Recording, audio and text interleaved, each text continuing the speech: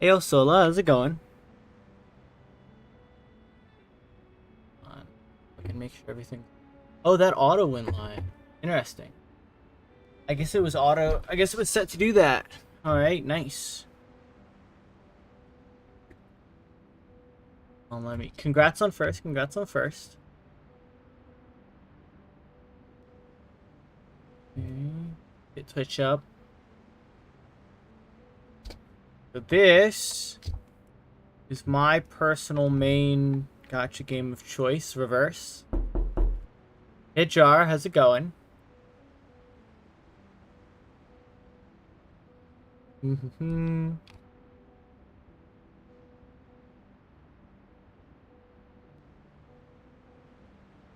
It's very late at night. But I got off work, took a shower, and here I am. The session that I had for today was canceled like a little bit before happening. The full model? Yeah, there is a full model. By the way, yes, what's up? Mood? Yeah. Dude, fucking...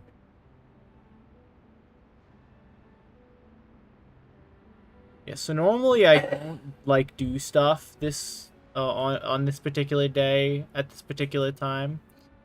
Dude, did you sleep?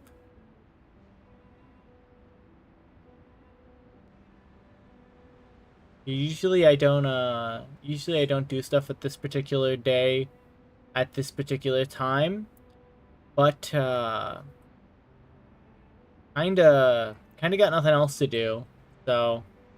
Might as well, and I've been waiting to catch up with this chapter for a while. 40 hours? Oof, 40 hours. 40 hours is wild.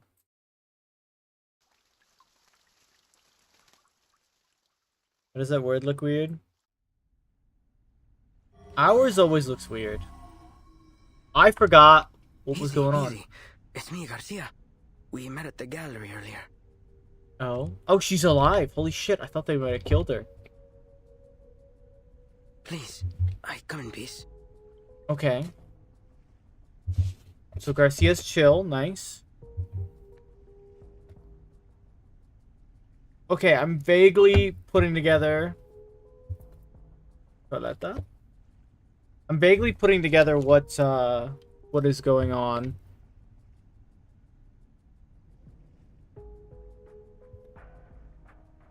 It's you, Octavia! The murderer herself!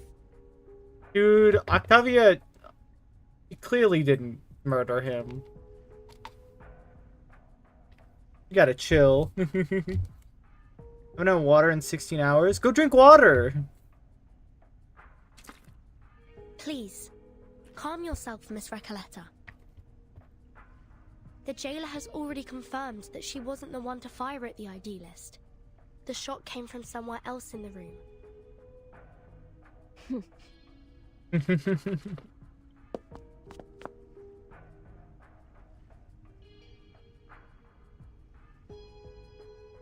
Nicoletta bites her lip, giving up a little space to the intruders. Miss Octavia. Good for you. What Water brings you is here good at for this you. hour? You should drink it. I come here out of goodwill.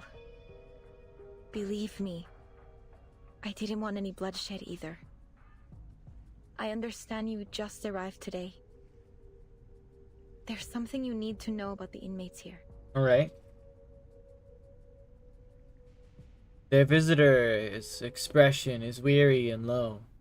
We're outcasts, rejected by society and literature.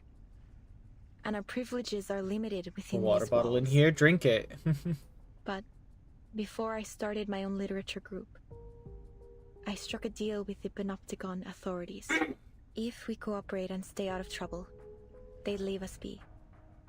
We could discuss literature freely and openly in Comala.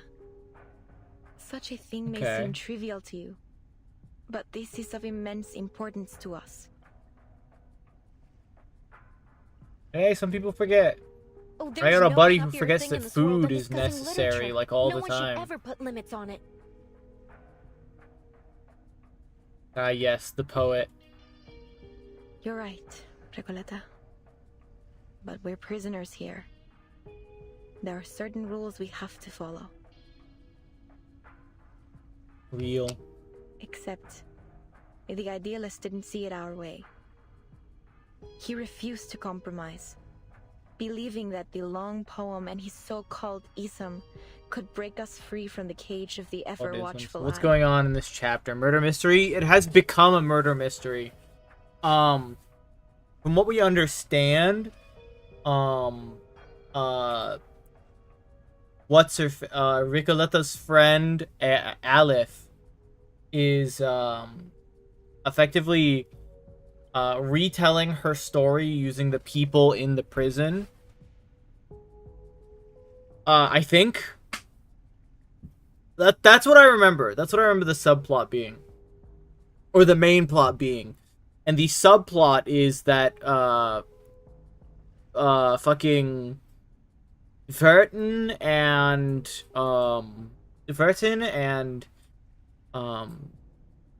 what's her name? Sonetto. Vertin and Sonetto are here investigating the existence of a person named Dr. Dorez / Erd / a couple of other names. Being in this particular prison not too long ago. Perhaps he was right. You might have achieved more if you'd listened to him. After all, That's what I remember. visceral realism keeps us connected to who we are. Also, there's like this talk of visceral realism, which is a type of poetry / art. You have to believe in the truth of visceral realism, because out there, beyond these walls, many of us still do. We're in a prison that houses insane people, but only like air quotes insane people. Some obviously are a little bit crazy, but most are just people that the government, for whatever reason, wanted to disappear. And what has it changed? Like Octavia Let's say here you're the latest in was here. a political activist, 3 months and ago, the government before they arrested you and took you. I believe this is Argentina. It was either Chile or Argentina, whichever. The government housed her here in Comala to prevent her from continuing her political activism. What has the visceral realism movement accomplished out there? Fair enough. Beside them, Garcia, who had been patiently leaning against the railing, produces a metal vibration on the grates. A rough paper roll burns between his lips. At first, it was revolutionary. Young poets joined in droves. We held gatherings. And the literary world seemed alive again. So, I'm confused to see Garcia here, because Garcia was friends with the idealist, who we saw Aleph, I believe that was Aleph, I'm not actually sure, call a liar and a thief. We saw Garcia was good friends with the idealist and was on his side. So it's interesting to see him now with Octavia. Sorry, it's been a minute. I have to look at their names again, because these aren't important characters. Like, they are for this chapter, but not in the grand scheme of things like Ricoletta or Aleph. I was just a kid when the leading poets left the city. Everyone thought it was only temporary. But they didn't come back. And nothing has happened since. No one says it. But we all know. Visceral realism died in 1977. 1977. No, not for me. It's not dead as long as people still believe in it. I believe in it.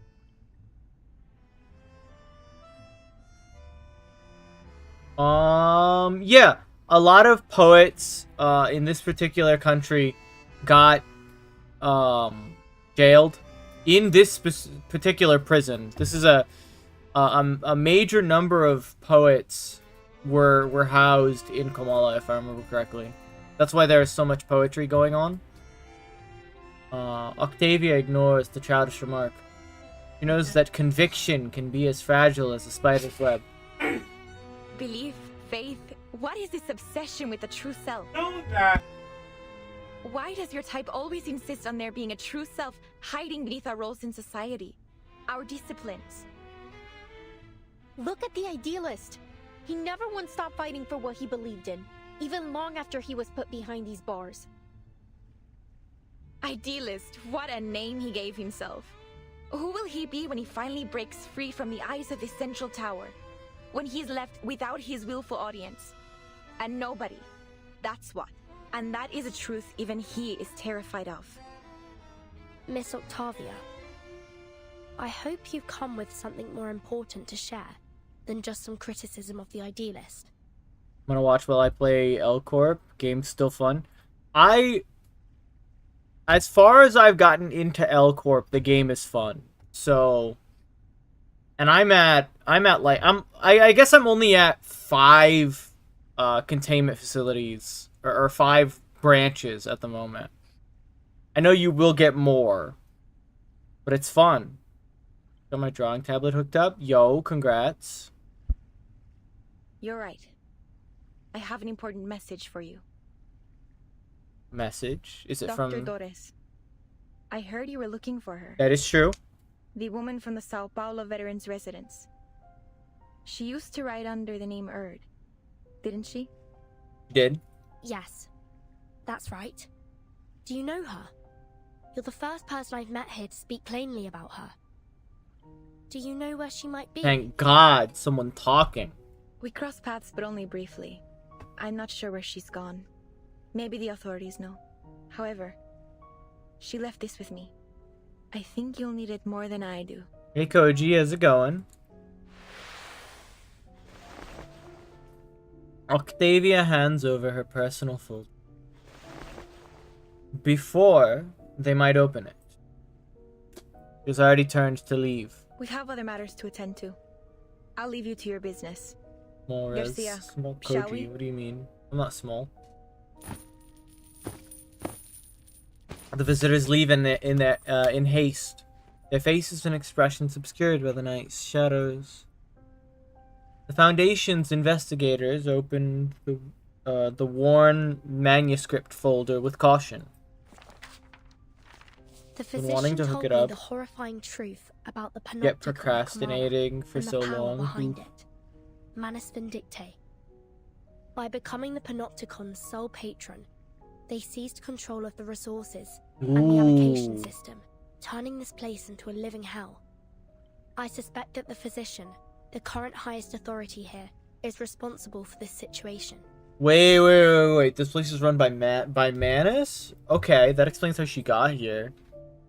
I guess I had forgotten that subplot. I discovered that the inmates were put through brutal training, even when they were too sick to carry out their tasks.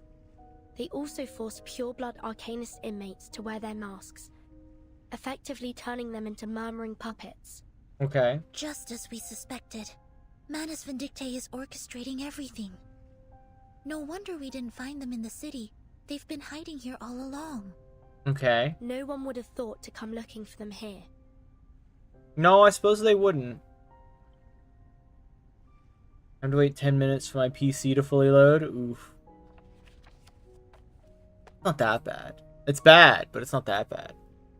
They snapped the folder shut. A familiar signature seen on the forward page of a UTTU magazine. And the receipt found in Sao Paulo's heartfelt home. But why would Miss Octavia bring this to us? What's in it for her? Nothing. Do you think she's trying to mislead us, Timekeeper? Protection, maybe. Maybe. But the handwriting in that notebook is most certainly Erd's. If she's leading us astray on purpose, why? Miss Recoleta, what do you think? Could she be Aleph? Not a chance. Haven't you seen how she denies everything As beautiful bad in as the it world? could be, Aleph would but I never be hate so turning it biased. off for that reason. Fair. No. Aleph is like a mirror. He reflects both light and shadow. But, Octavia, maybe she hasn't looked at the shadow within for a long time. Perhaps. I know that look on her face. It's the look of a writer. I've seen so many like her during my trip. The faces of a lost, struggling generation.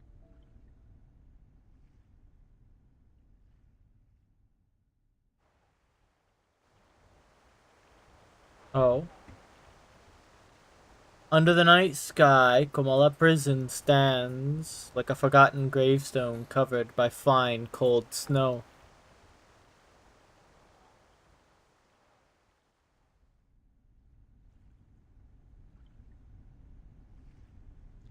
I've been hearing Alice this whole time.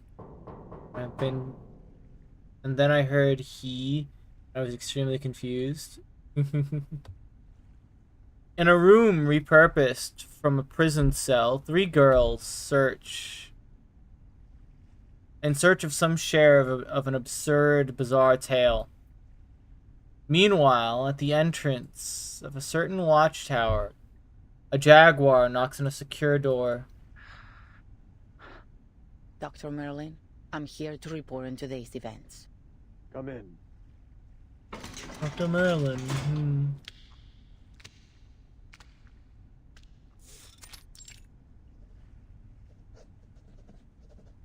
Frantic writing breaks the quiet of the room. The jailer's visit does not deter the man behind the desk.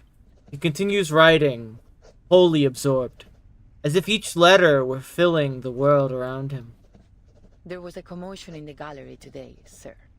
An inmate known as the Idealist was severely injured. The inmates nearby said he lost consciousness from blood loss. Okay. Yo. However, after we put everyone back in their cell, the Idealist was gone. I made a sweep of the grounds, but there was no trace. Jaguar. Animal, yes, that is in fact a jaguar. I don't know why this surprises you. Thank you for the lurk, demon. It's possible that he regained consciousness and went into hiding. I'll perform a full search tomorrow. Why is Jaguar a police officer? Well, they're a corrections officer, but I don't know. The Jaguar finds herself quite unexpectedly concealing the truth about Pablo. No need. Aleph? Okay. Sir?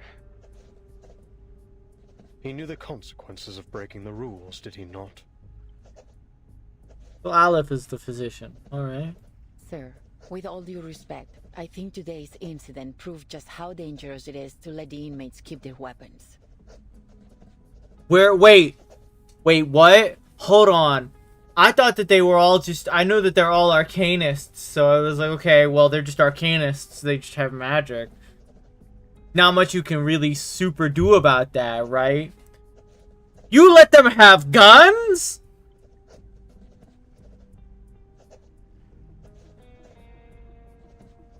What kind of prison is this? Genuine question. What kind of prison lets the prisoners not only cast fucking spells, but wield a sword? Fire a gun. Is that a sword it has? Yes. I have a lot more questions than that. Fair enough.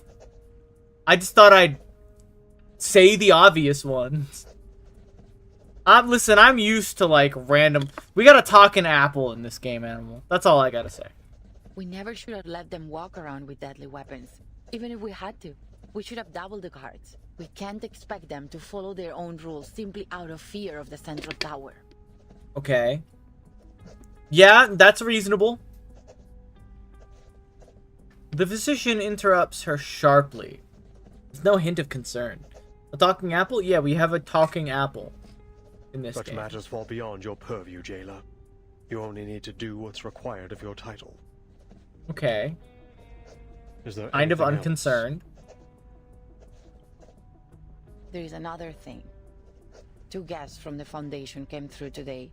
What the They fuck? said they Yeah. were looking for someone named Dorn. Doesn't this game have a talking camera too? Yes. They've shown a willingness to cooperate, though they were involved with the incident in Corridor Zero. Sound of writing continues.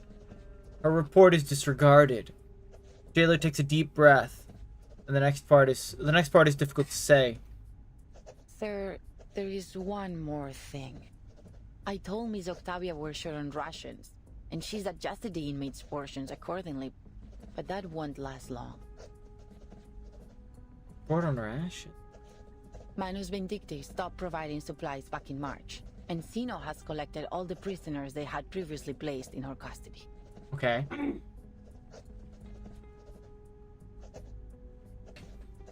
Where's this headed? Okay, so Manus has pulled out... Okay, so Manus has pulled out support from the jail. And so has Zeno. I just wonder why they have so suddenly withdrawn from Ushuaia and brought all the prisoners with them. Question. Apple, camera, Jaguar, what's next? Talking toothpaste. There's a talking ship in a bottle. I also noticed that we haven't received any orders from the government since Warden Tartuffe was transferred. In fact, we haven't had any communication with them at all. Sir, in frank terms, we're facing down a serious shortage of medicine, food, and basic supplies.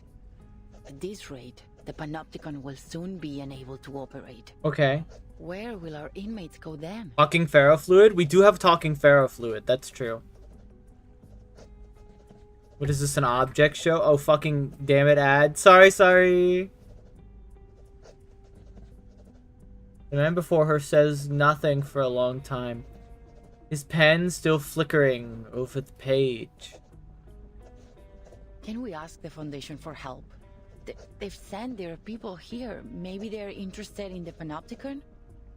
That's a good idea. If you're facing a dangerous shortage of food, then asking for help from the Foundation is a good idea. To answer your earlier question, yes, there are a lot of things that are just kind of objects here.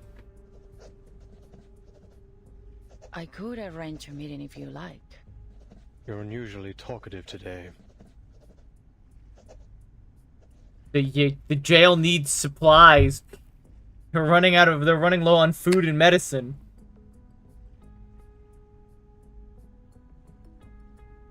The man finally stops writing.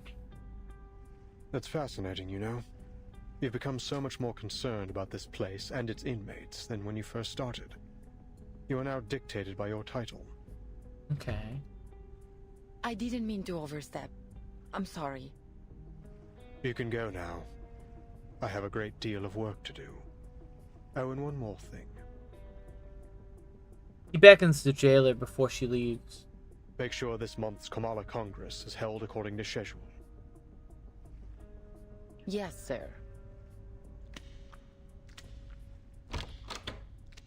The Jaguar disappears beyond the door.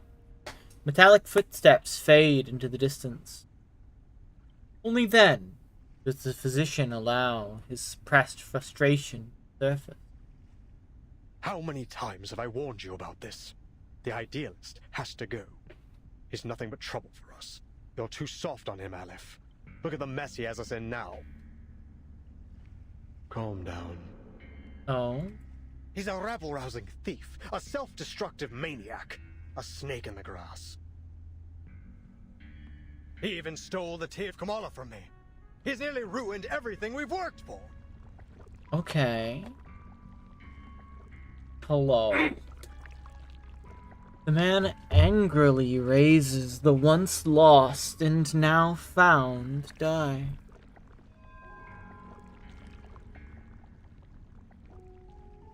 In the dim room, it flickers with a comforting glow. It's only a die, Merlin. It does nothing more than a die can do. Got some icky, sticky goo coming out of it. You were there today. You saw what he did. He managed to change the Panopticon with this die, even if only for a second. He'll ruin my work, Aleph. He's a slave to his passion. His head is filled with impulsive thoughts. I don't trust him. We can't trust him.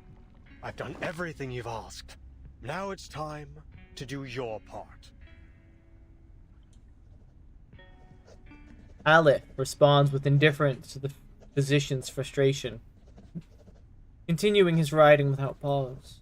Time's ticking down. I can't afford any further mistakes. No one can be permitted to stop my experiment in the Panopticon. I'll prove it to them. That we have found the path to the ultimate answer. Okay.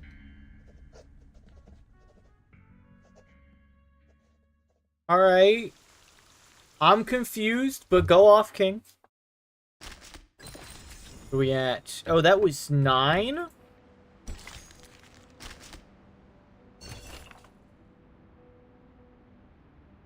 I wonder if the tower inside the prison has seen this. Oh no, I don't give a fuck about the Xeno defectors. The Xeno defectors can go fuck themselves. Congress, okay. We from... Not bad, not bad. 900. We're at 882. Hey, how's it going, Azzy? Thank you for the head pat. The ant mill. The truth is, no one can truly bend fate.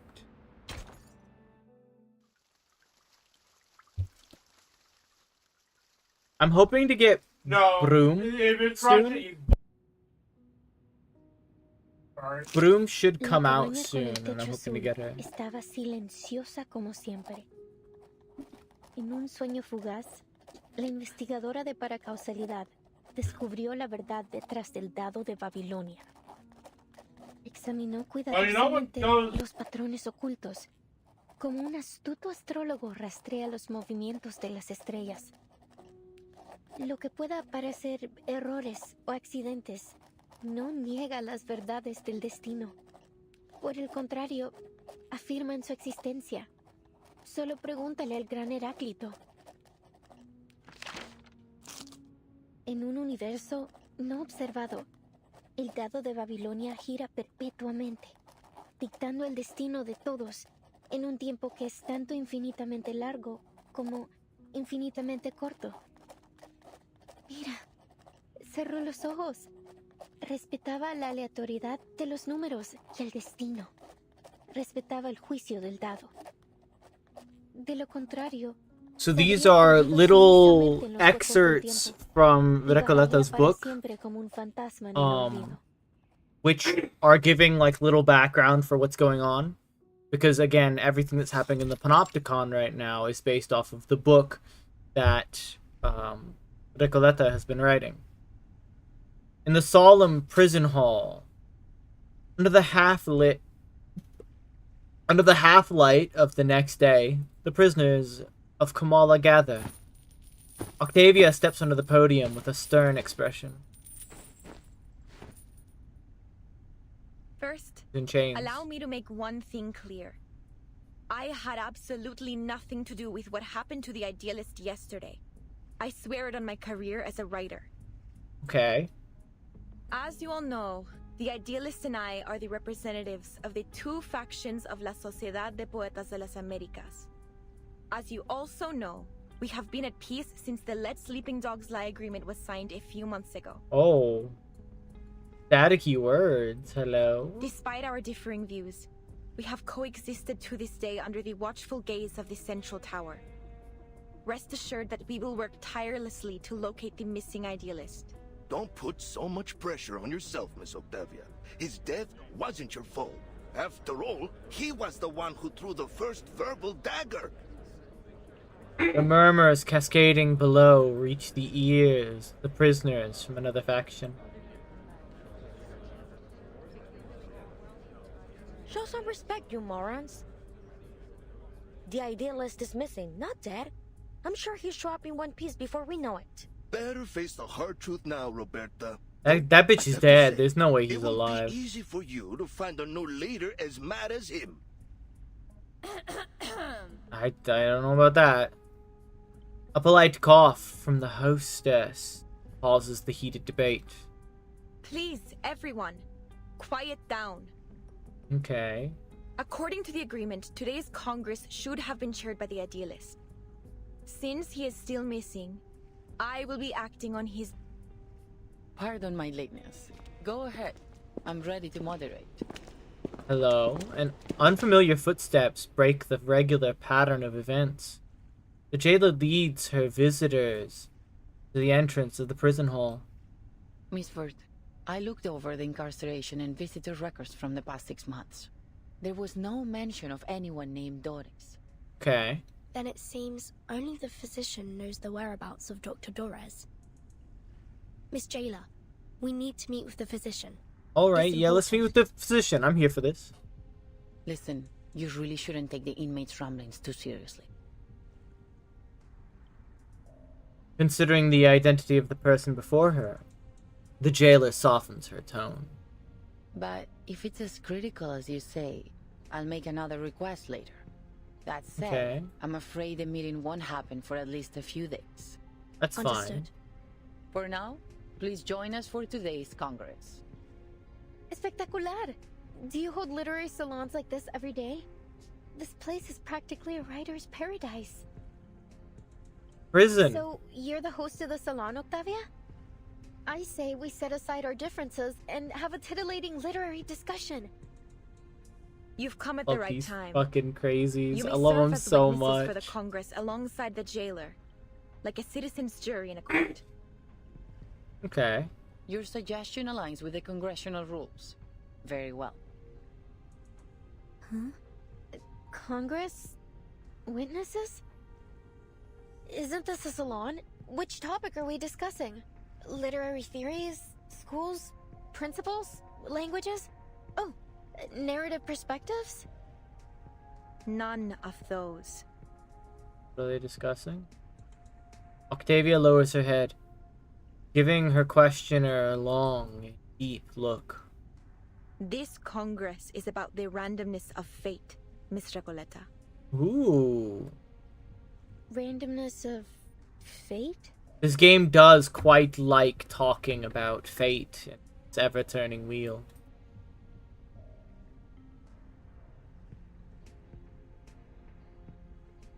She sinks into confusion and bewilderment. The jailer's voice rises into a triumphant introduction. Dear visitors from the Foundation, allow me to introduce the Kamala Congress. Okay. What happened yesterday was merely a brief anomaly. In the Panopticon, spontaneous order among the inmates is the norm, and the Kamala Congress serves as its truest reflection. Spontaneous order. Yes. Through the Congress, the inmates assign and distribute medication, communal duties, and rest periods. They are entirely self-regulated. Interesting. Her tone is filled with pride. I hereby announce the commencement of the 7th Kamala Congress. A box? As her words fall, Octavia takes out a worn lottery box and a small trinket from her hand. The prisoners move in perfect order, like a swarm of ants. A cardboard box and...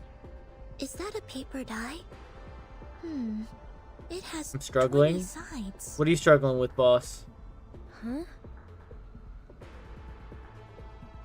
We carefully examine hidden patterns, much like an astute astrologer tracks the movements of the stars. Mm-hmm. Isn't this... The die of fate. From somewhere in the audience, a girl unconsciously mumbles a revelation.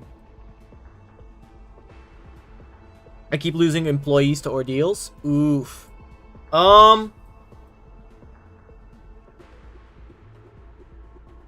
You should be on dawn ordeals right now, not necessarily dusk. So typically with ordeals, I like taking out the enemies one by one. One thing that you do have to do is you have to micromanage your employees. Make sure you pay attention to their HP. And when someone's HP is getting around the single digits, like nearing 11 or 10, have that employee flee back to the main room, or they will die. Isn't this just like the Die of Babylon? The MacGuffin that weaves through the entire plot? The infinite symbiote of fate? And the symbol that compresses time into a shriveled circle? That's his health. Ah, yes, that's fair. Have Yagi work on instinct stuff to get his fortitude up.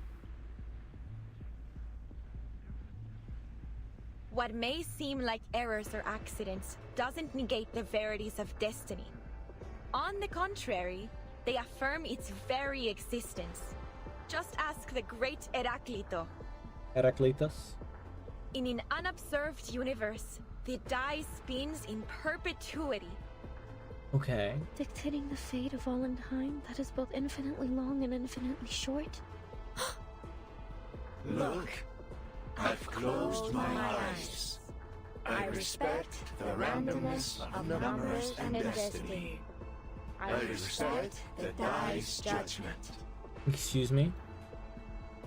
As the prisoners recite their announcement, the author's voice becomes more and more sluggish. Otherwise, we will acquiesce and lose ourselves in the gaps of time and wander forever as ghosts in oblivion.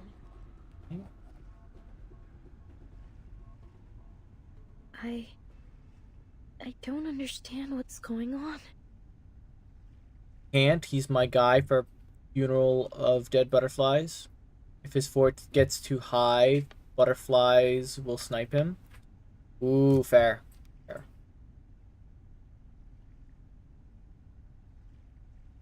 God, I don't know, man. Oh, but the irony that I probably have more idea what's going on than anyone here. Miss Recoleta, this is all in your novel, isn't it? Yeah? You water bottle. I'm afraid so.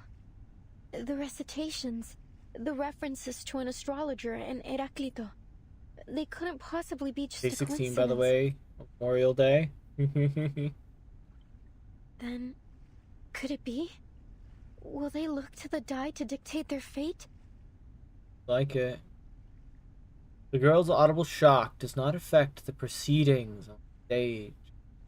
The Congress continues.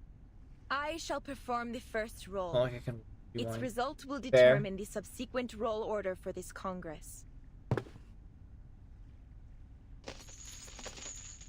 The hostess tosses the 20-sided die into the cardboard box. The result Fuck. is 5. This check complies with the prerequisite conditions of the ruling of the die, and the standard roll order has been established. Inmate Jose, please come forth. Okay. You are the first in the initiative order. Therefore, fate's judgment shall fall upon you before all else. Okay. Me? Okay. This is a wild way to decide what happens, but I'm here for it.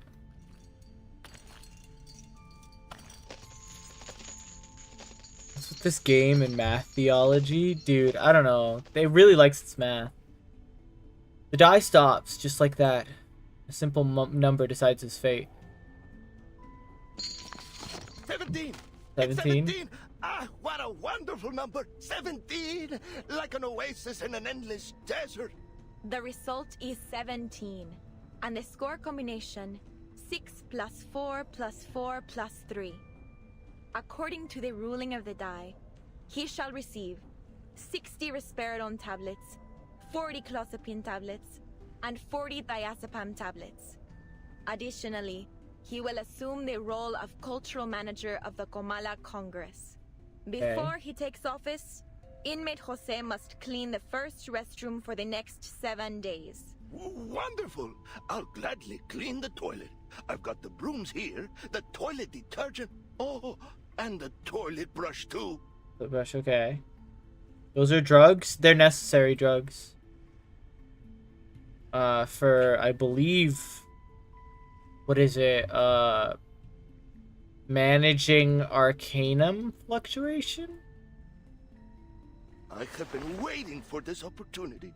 As cultural manager, I will speak with every inmate and complete the Komala memoir, finally capturing the moments when literary sparks ignite and explode. The instructional manual told me the wrong model for the drawing tablet. Oof. Next is inmate Eduardo. Please come forth. The man in question is nervous. His gaze flickers. His eyebrows fight for space on his forehead. His teeth clash against each other. Turmoil. But I can't remember the ruling of the die. I can't remember anything. Damn it. Well, this guy's had it rough. Sorry, Senora Octavia, but I don't think I can do this.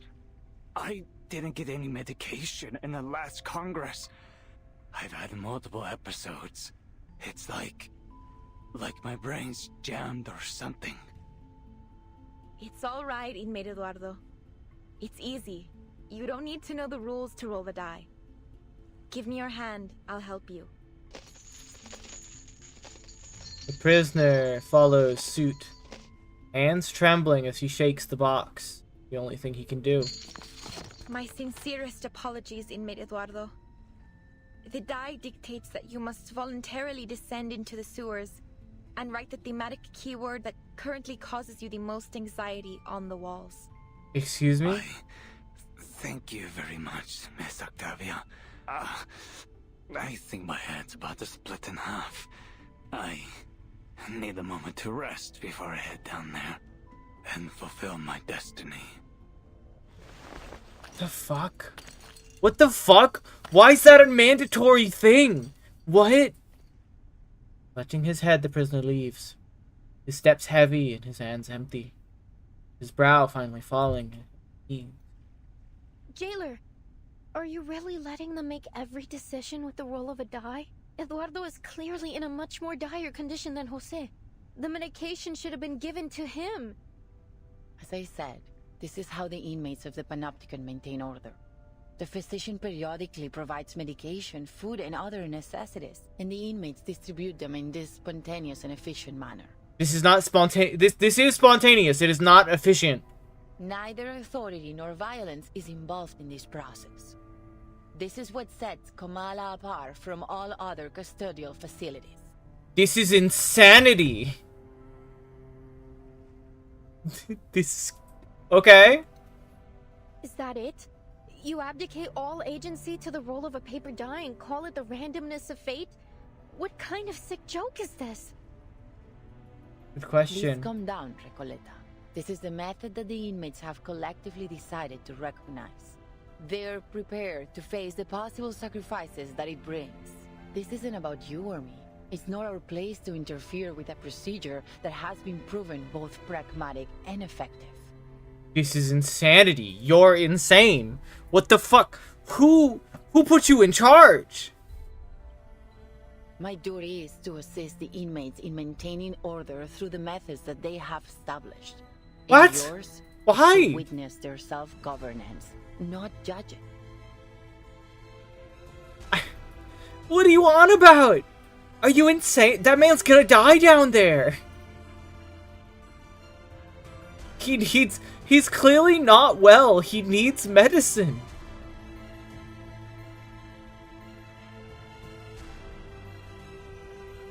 The jailer takes a deep breath. Her words clearly meant to convince herself. As much as anyone listening. Interesting. He doesn't really believe what she's saying. Huh. You're an interesting character, Kat. If everything somehow unfolds as it does in my novel, then every role She, is predetermined. That is fair. Verton, do you remember the story I told you last night? The odds of both success and failure were consecutively multiplied. Mm-hmm. I remember. As soon as a character experiences a failure, they continue to suffer failures in an endless chain reaction. None of Eduardo's future dice rolls will ever result in a number higher than 10. At this rate, this system, this sociedad, ruled by the dice of Babylon, is bound to collapse. Yeah. Looked around, realizing that her words, weighty as they seemed to her, garnered no attention. Eduardo will never receive any medication. The moment he writes the keyword on the wall could very well be the moment he spells out his own death. No, I can't let this happen. I have to do something. Girly Pop, you are so brave. Recoleta rushes to the stage. Wait, Miss Recoleta, what are you doing? Being a girl boss is what she's doing. Let her be.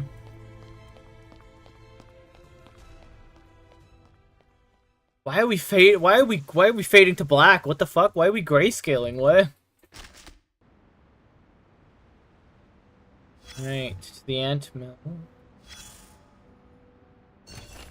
The transformation of quality into quality, quantity into quality is the greatest realization of the method of exhaustion. Each person is uniformly allocated 1 dose of chlorpromazine and thalamidine. Thalamide? Thalamide.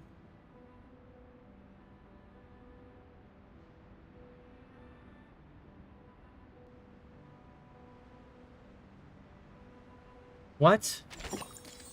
Okay, so they're providing more than enough medicine. They're just distributing it Few soldiers unequally. would appreciate the idea of All right. taking orders from an accursed die.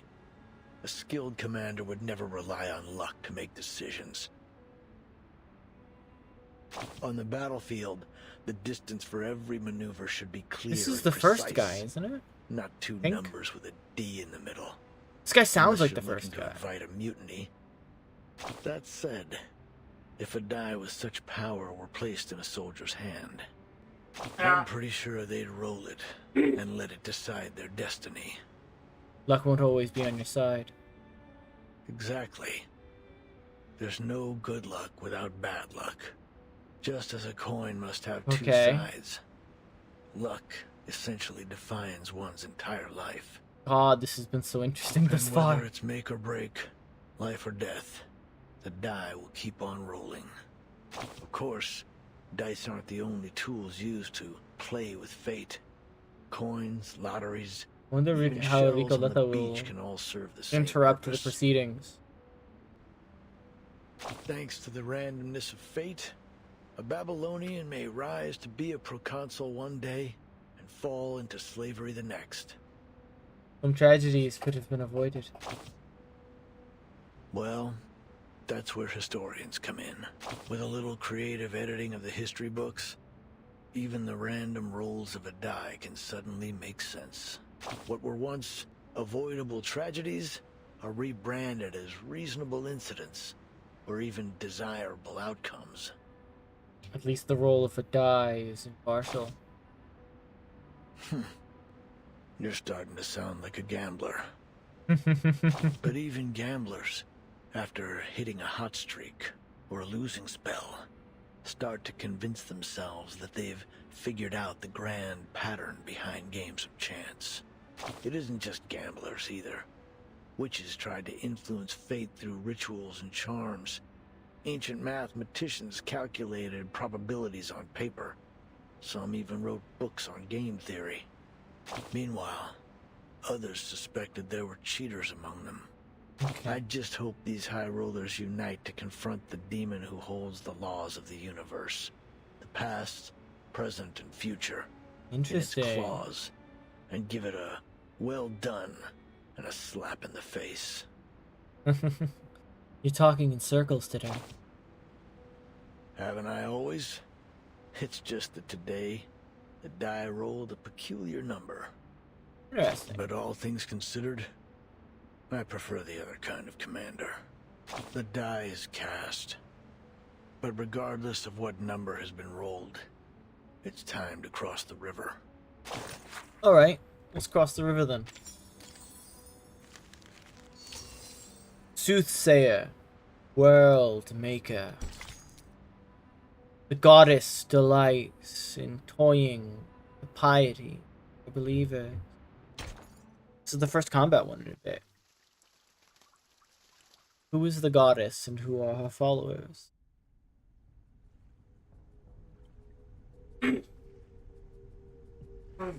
On the stage, Octavia remains the picture of serenity as she orchestrates the Congress. Miss Recoleta, as a witness to the Congress, you have the right to express your doubts calmly.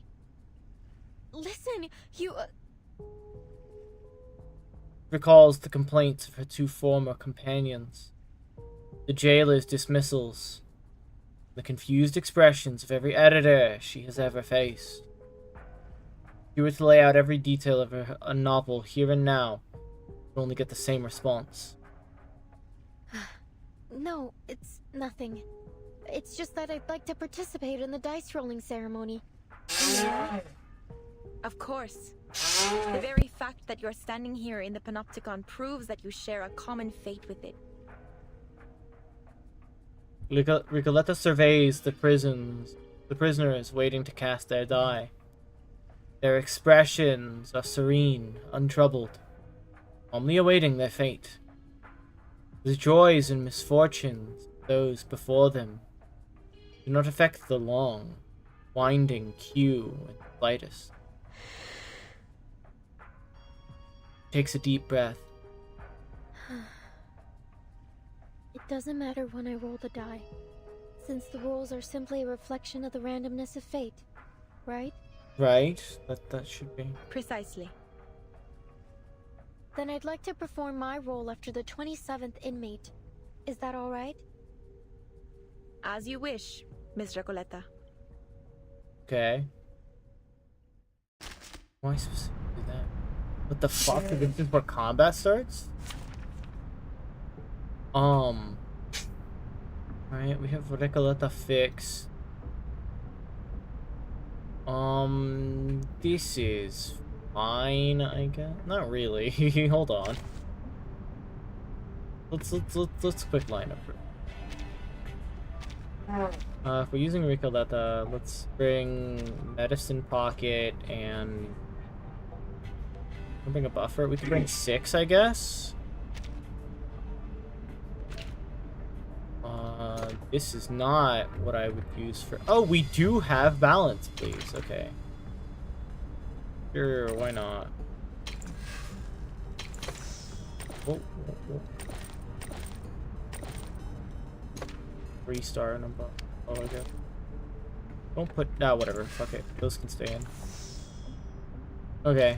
Balance, please, can stay at 40. We're probably not going to use 6 much. I have all the essentials for writing poetry. You, Oh, interesting. me, and our opponent. Dice roll 4. Random enemy triggers 2 times. Good night. Okay, we got a counter. Sterilize. Benefit from reading. Do I have to do this? Get out of here! 3, nothing happens. In so Wear gloves. Huh, a truly villainous moment. Get out of here! Okay, what's the winning here? How does... I'm so confused. Idealismo. Vuelos de fantasía. Nuestro aliado es la verdad. Oh, hi? I mean, we'll clear this pretty easy, probably. Más allá, en todos los momentos. Huh, a truly villainous Okay. moment. Nuestro adversario es el tiempo. We have 2 AoE hitters, so should clear pretty easy. The moment of sight, the moment of utterance. En la acumulación de laberintos. Also, I like 6 I like 6 in concept. I think his kid is very interesting. Learn I wish it was a little bit better, We walk in long nights. but he's like... I think the upgrade they gave him is actually quite good. already over? Okay, we cleared that.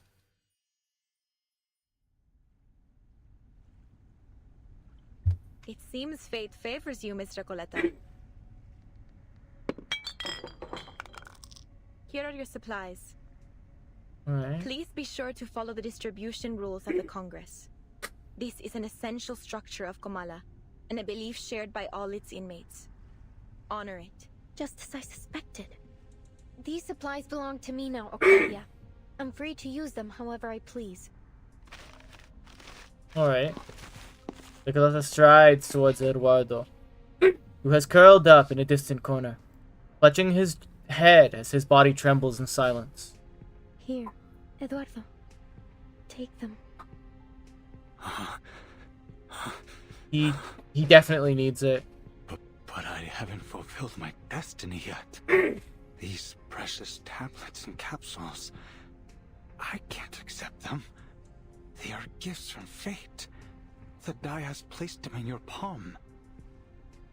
But I don't need them. You do. Thank you, kind senorita. Prisoner's trembling stops.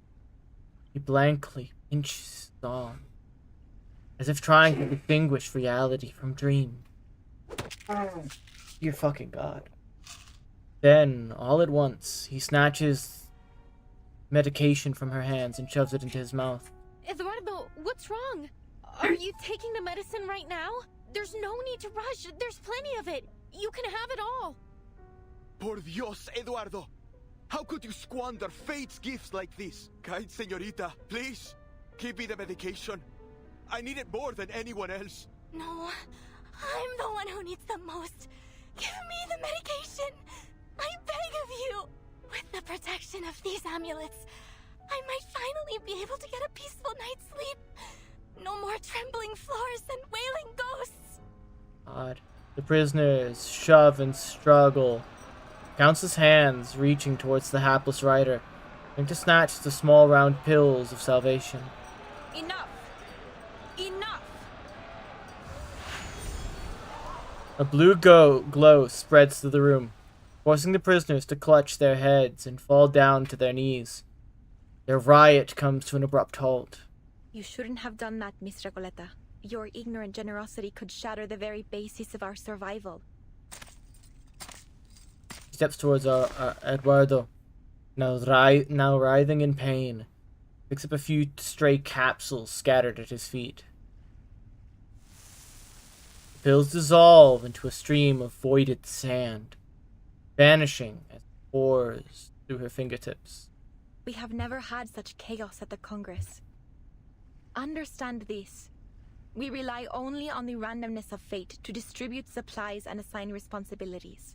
Okay. If you disrupt the status quo, the entire system of the Panopticon will collapse beyond repair. This is insanity. It is only by respecting the arbitrariness of fate and adhering to the rules of the Die of Babylon that we have kept this place functioning all this time.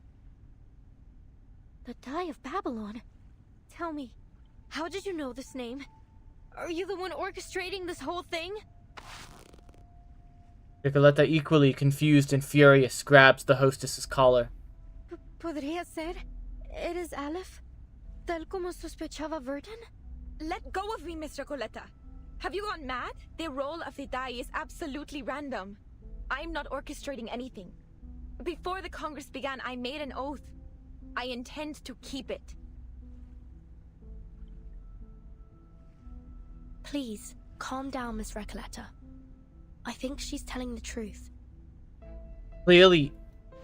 It's clearly orchestrated. She lets go of her grip as the reality of the situation dawns on her. Sorry, Octavia, but please, you have to tell me how you learned about the Die of Babylon. I must know. Only my pen pal and I should have any knowledge about this die. I heard about it from the physician. He described it as a symbol of collective consciousness. Interesting. It could harness to maintain immaculate order in the Panopticon. That's insanity. The Comala Congress was coined, iterated, and perfected by the physician based on this concept. That's insanity. The physician again. everything eventually leads back to him. Just as we suspected. Thank God. I see. Recoleta casts her eyes over the silent jaguar, who now remains wordless from beginning to end, watching it all unfold. Jailer, we have to meet with the physician in person. Now. As I've told you many times, Dr. Merlin is too busy at the moment. I couldn't possibly trouble him over a novel and a pen pal. They are just fantasies. Couldn't you make an exception? What if they're not just fantasies? What if they're tied to the very survival of this place? This is fucking insanity, dude. Sorry, I'm not talking. Nah, you're good. You're good. No worries at all. Miss Recoleta said the Panopticon could collapse because of the Die of Babylon. Are you seriously telling me you believe that nonsense? Absolutely. After everything I've just seen, yes. It wasn't nonsense, nor are they fantasies. You saw with your own eyes how I won the die roll. It was just a coincidence. The jailer's words are at odds with the subtle emotions of her eyes and face. The Foundation's investigators seize on a prime opportunity to apply pressure. What if we present you with stronger evidence to prove it's more than just a coincidence? If everything in the Panopticon proceeds according to Miss Recoleta's novel as she says, she should be able to predict what happens next, including the roll results of the absolutely random die. That's right. The Die of Babylon isn't random at all. It's nothing but a supercilious fraud veiled under the guise of fate, and an actor of This the day is a inescapable loop hurdle. of history. Yeah. And There are hurdle days, trust me. I've seen hurdle days in fucking that game. In L Corp. And not one of you is paying attention to me whatsoever. Ugh, to hell with this era of ignoring unknown writers. Miss Recoleta, please make your prediction for the next inmate's die roll. Has been for me IRL. Girl, you need to go to sleep. This way, you can prove to Miss Jailer the irrefutable connection between Kamala and your novel, The Rise and Fall of Sanity. God. Man, this is so interesting I thus far. remembered its name. Oh, what sweet balm to my spirit. Miss Octavia, please continue the Congress and let the next inmate perform their role. Then Miss Recoleta's statement will be proven true. The hostess of the Congress remains non-committal.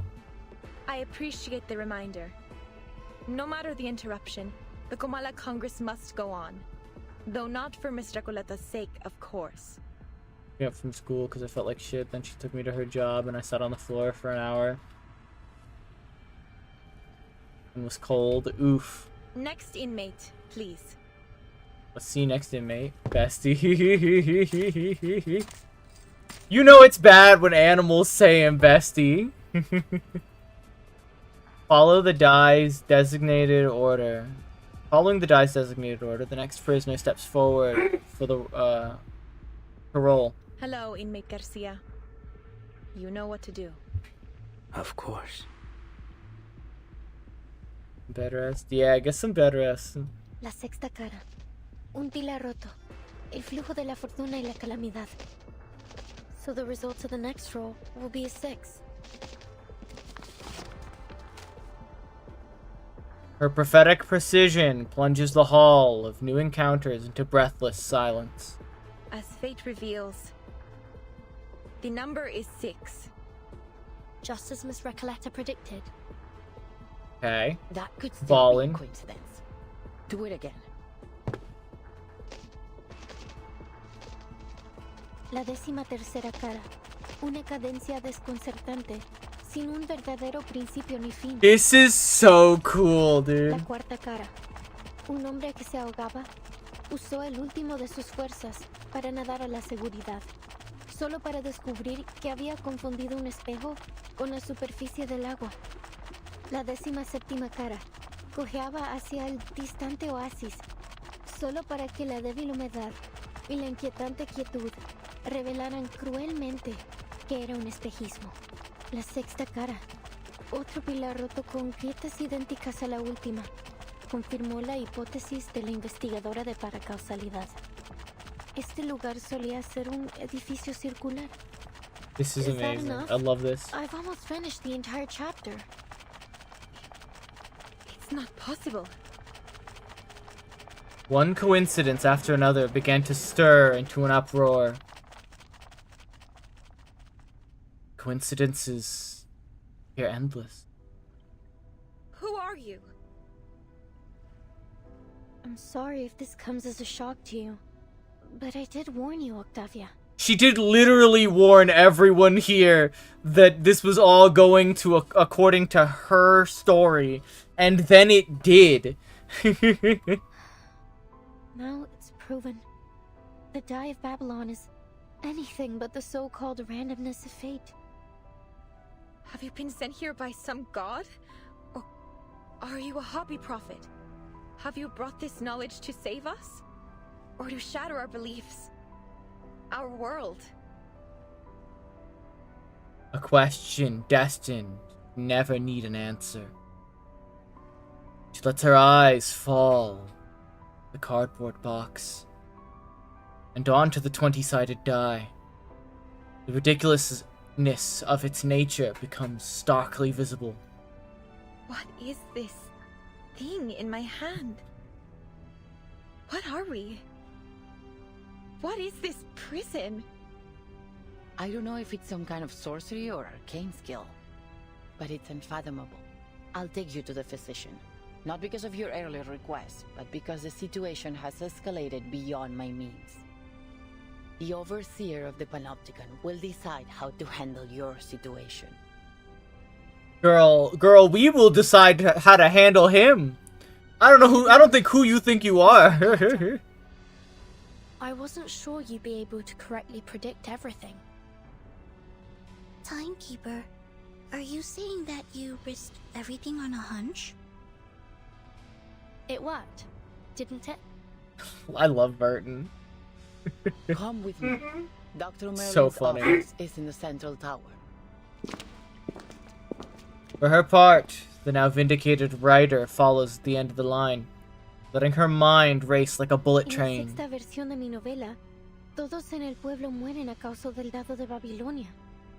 Porque solo la muerte puede cerrar el ciclo de la historia. Y carcelero, eres el empleado del banco, ¿verdad? Entonces, al final, también sufrirás un colapso como el empleado del banco, cuando se da cuenta de que él y el pescador de dunas son la misma persona. I sure hope If not. all of this is tied to the rise and fall of sanity, then, as its creator, I will get to the bottom of this. This is insanity, dude. This is not how I was expecting this to go. This is amazing. I love it. Oh? Bit of a typewriter. The boundary shatters, and an astrologer glimpses an unspeakable truth.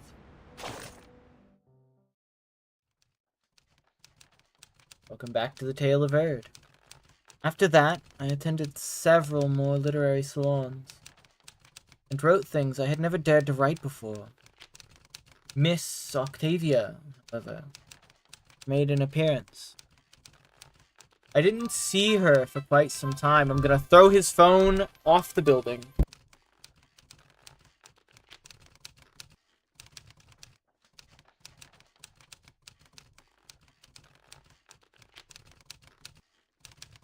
I am unaware as to why he needs an alarm at 11 o'clock at night.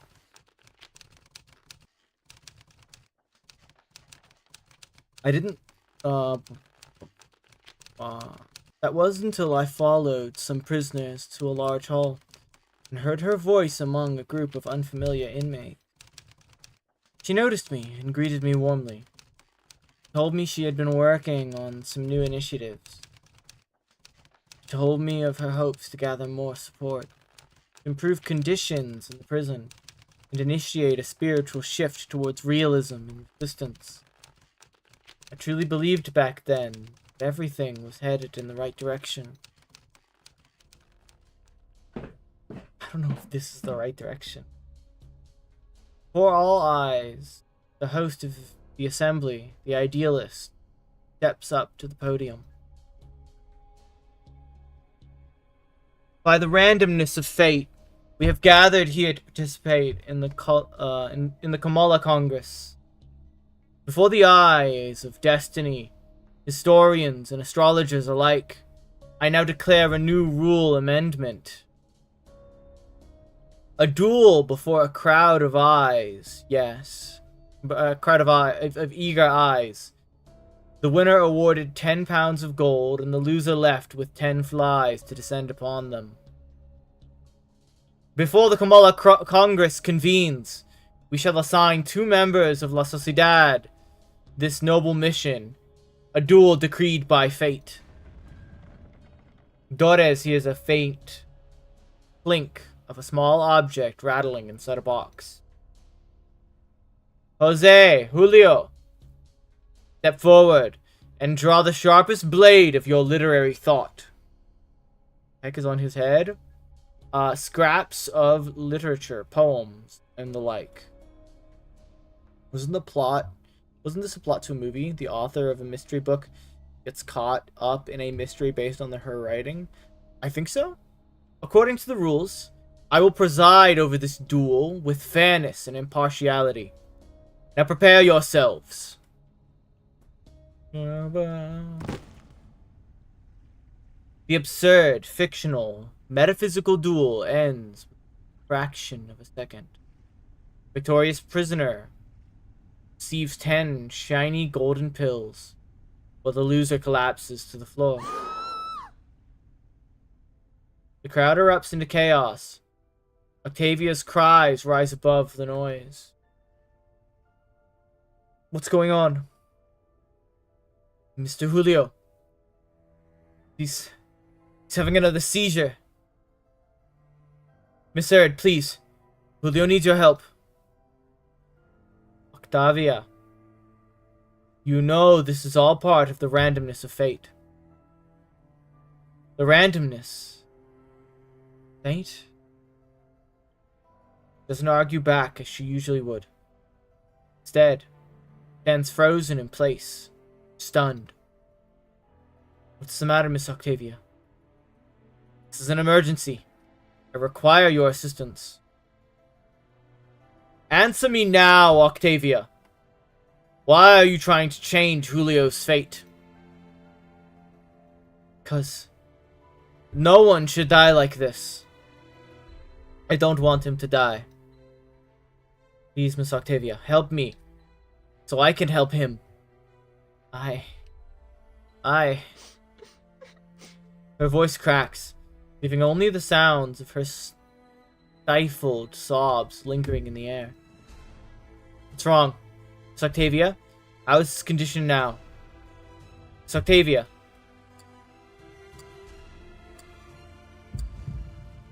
She remains silent. After a long pause, she casts the heavy stone into the bottomless water. Miss Erd, Julio is gone. He left us the moment the duel was over.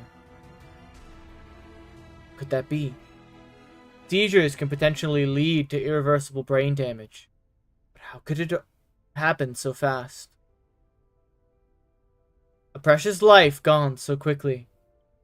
Swept away by something so senseless. Lost in nonsensical duel.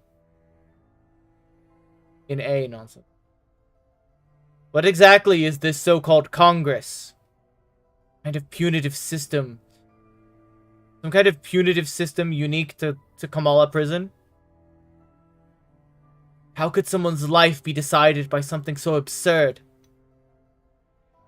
Are we simply meeting to surrender? Are we simply meant to surrender to a fate so twisted? No matter how absurd it is it so irrefutable? This isn't the fate I seek.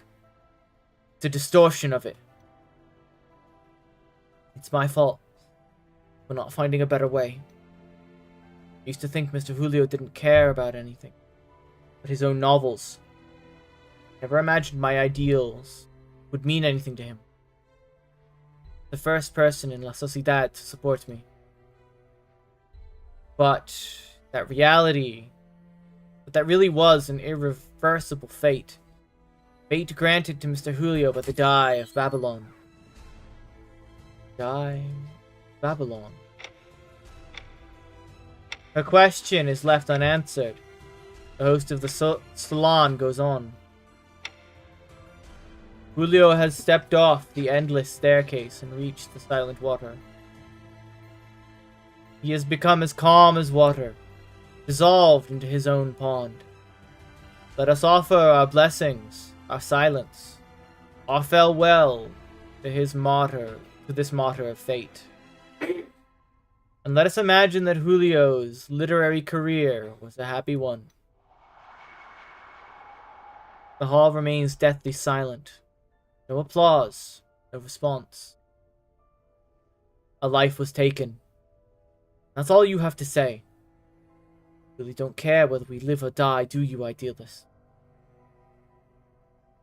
And all of you, don't any of you have anything to say? Why are you all just standing there? If we hadn't rejected the physician's treatment, Julio wouldn't have... Rejecting. Ridiculous. Have you no clue what that demon in human skin is capable of? How he'll reach into your mind and mold it like clay. Or shape it until it becomes your prison. In the realm of fiction, fate, unreality, dissolution of the ego is inevitable and irreversible. Therefore, we must not resist the ending dealt to us by the Die of Babylon. You even know what you're talking about. I never truly understood you, idealist. I will find a better way. I will rewrite this tragic tale. You disagree, then leave La Sociedad. I will not have our great poem disrupted by an offbeat syllable. Besides, your tedious talk of social responsibility should have been purged long ago. Modern Latin America belongs to visceral realism, but you are too ignorant to even attempt to seek it out.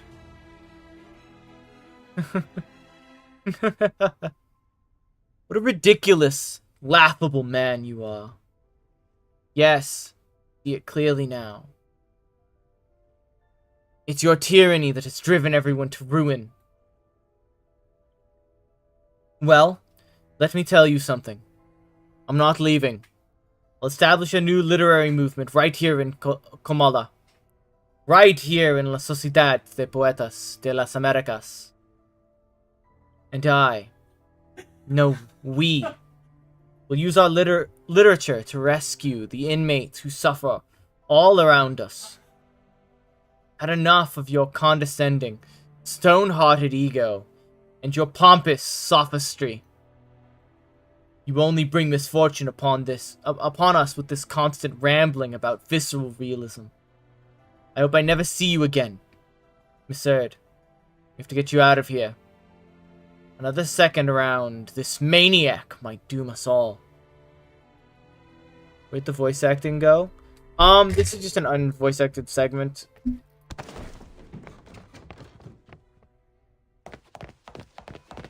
It will return to voice acting in a moment. Only the physician, the true overseer of this prison, can save us from this situation. Please join the society, Miss Torres. Help us build a new Sociedad de Poetas together. I've already spoken with the jailer. As long as we follow the rules and help them manage Comala, we'll be free to discuss literature. Forgive me, Miss Octavia. While I truly appreciate your kind offer, I'm afraid my conversation with the physician must remain private. Why? Please answer me this question first. From what you've seen, you'd say this prison is circular in shape, yes? Yes, it is. Then tell me, At the center of this structure, is there a watchtower? What? Impossible. You guessed it exactly. And our destination is somewhere inside that watchtower. How did you know? I've had such a lovely time here, so I almost forgot what I came for. Which is precisely why I must put an end to this cruel farce masquerading as fate. You intend to rebel against the Watchtower's gaze, just like the Idealist. You misunderstand me, Miss Octavia. That inescapable gaze and the permanent theme of fate. To get closer to the truth I seek, I have no choice but to meet the administrator that young lady spoke of. You've decided to save people here with your own hands, and in your own way. And so have I. There are things I must face alone. Though she is well used to death, the pain of Julio's passing still lingers in her heart, causing her to say these words that don't quite feel like herself. I see. In your palm. I'll draw you the way to his office. Good luck to you, and to all of us. Farewell, Miss Octavia. I truly hope all goes well for you in the days ahead.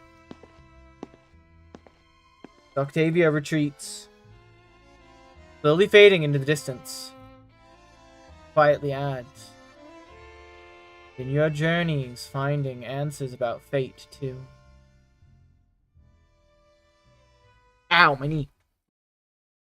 This has been a long chapter.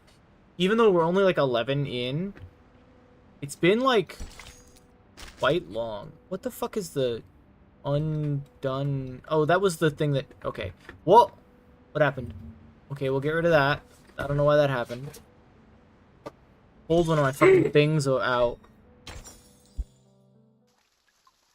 Tabs. One of my tabs pulled out and separated from the rest.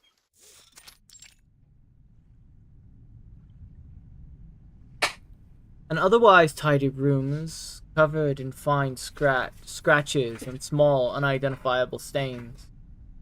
The smell of disinfectant lingers in the air, mixed with mildew. Wait here a moment. Okay. I'll report the situation and your request to Dr. Merlin. However, since he's always busy, I can't guarantee he'll agree to meet you. But I'll do my best to persuade him. Please do.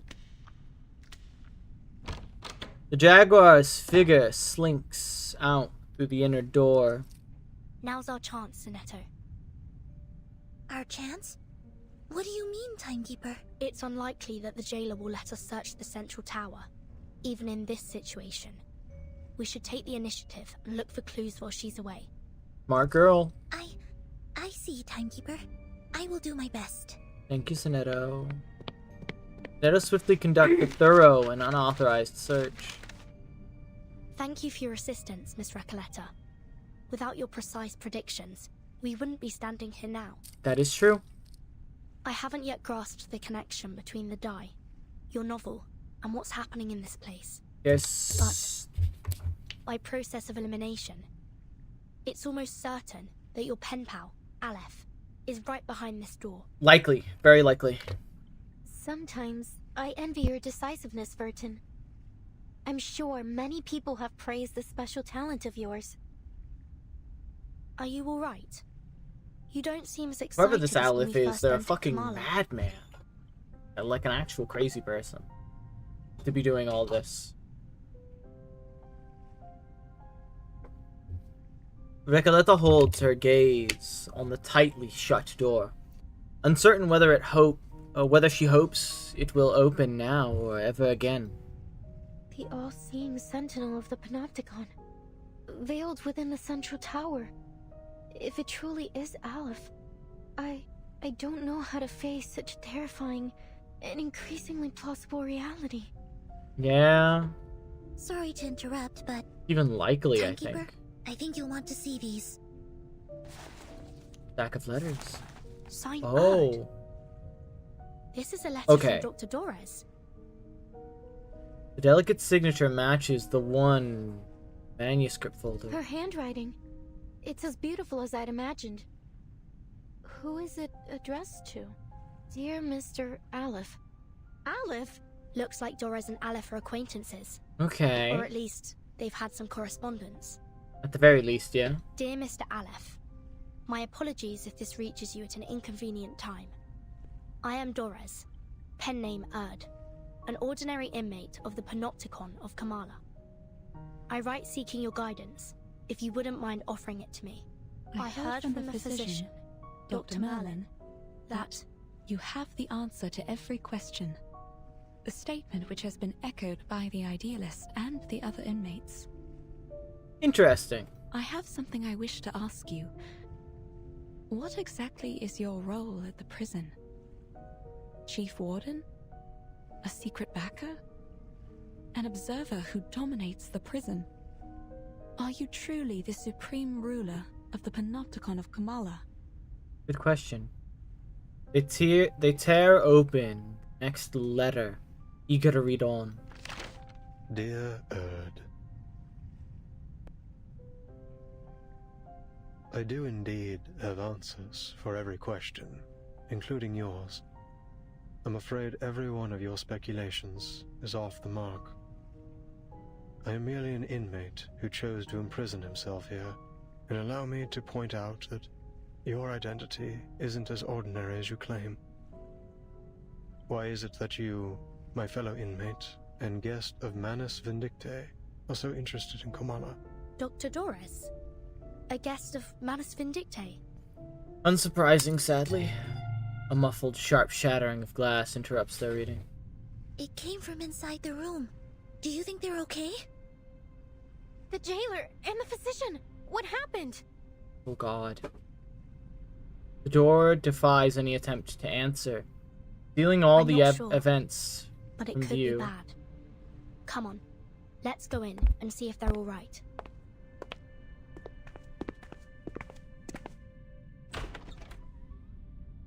Not even a loud shattering of glass. It was cool. The unlocked door leads to another room, more decrepit and oppressive than the last. The cold operating table lies in the center, surrounded by scattered bottles and medical instruments. It seems we've stumbled upon the physician's... The physician's office. I should have known. But is this an operating room? As if this prison wasn't bizarre enough already. The inside the narrow operating room, the Jaguar reacts badly to their intrusion. Didn't I tell you to wait outside? What do you think you're doing barging in like this? We were just worried about your safety, jailer. Enough. Get out of... Quiet. Interesting. Oh, fade to black. No. The What? reptilian complex governs all our fundamental functions. Our heartbeat, breathing, Oh my god, what the fight fuck is or going on? flight responses, and our territory and hierarchy awareness. Our primitive ancestors, like reptiles and birds, followed such instincts to survive. Through millions of years of evolution, we developed the limbic system. This processes emotions and forms memories. It allows us to feel fear, sadness, anger, joy. Our behaviors are given meaning. Now it's the neocortex that makes up more than 2/3 of our total brain volume. Language, perception, logical reasoning, abstract thought. This is what forms the complexity of human nature. We read, create, perceive. We try to understand both the world and ourselves. We are forever setting goals, one after another. And all this, these multitudes, happens within the confines of the skull, in the tight folds of the crowded cerebral cortex. What the fuck? Is he... performing surgery? Such a delicate and elaborate organ. Thank you for the hydrate. Were it unable to forget, what would come of it?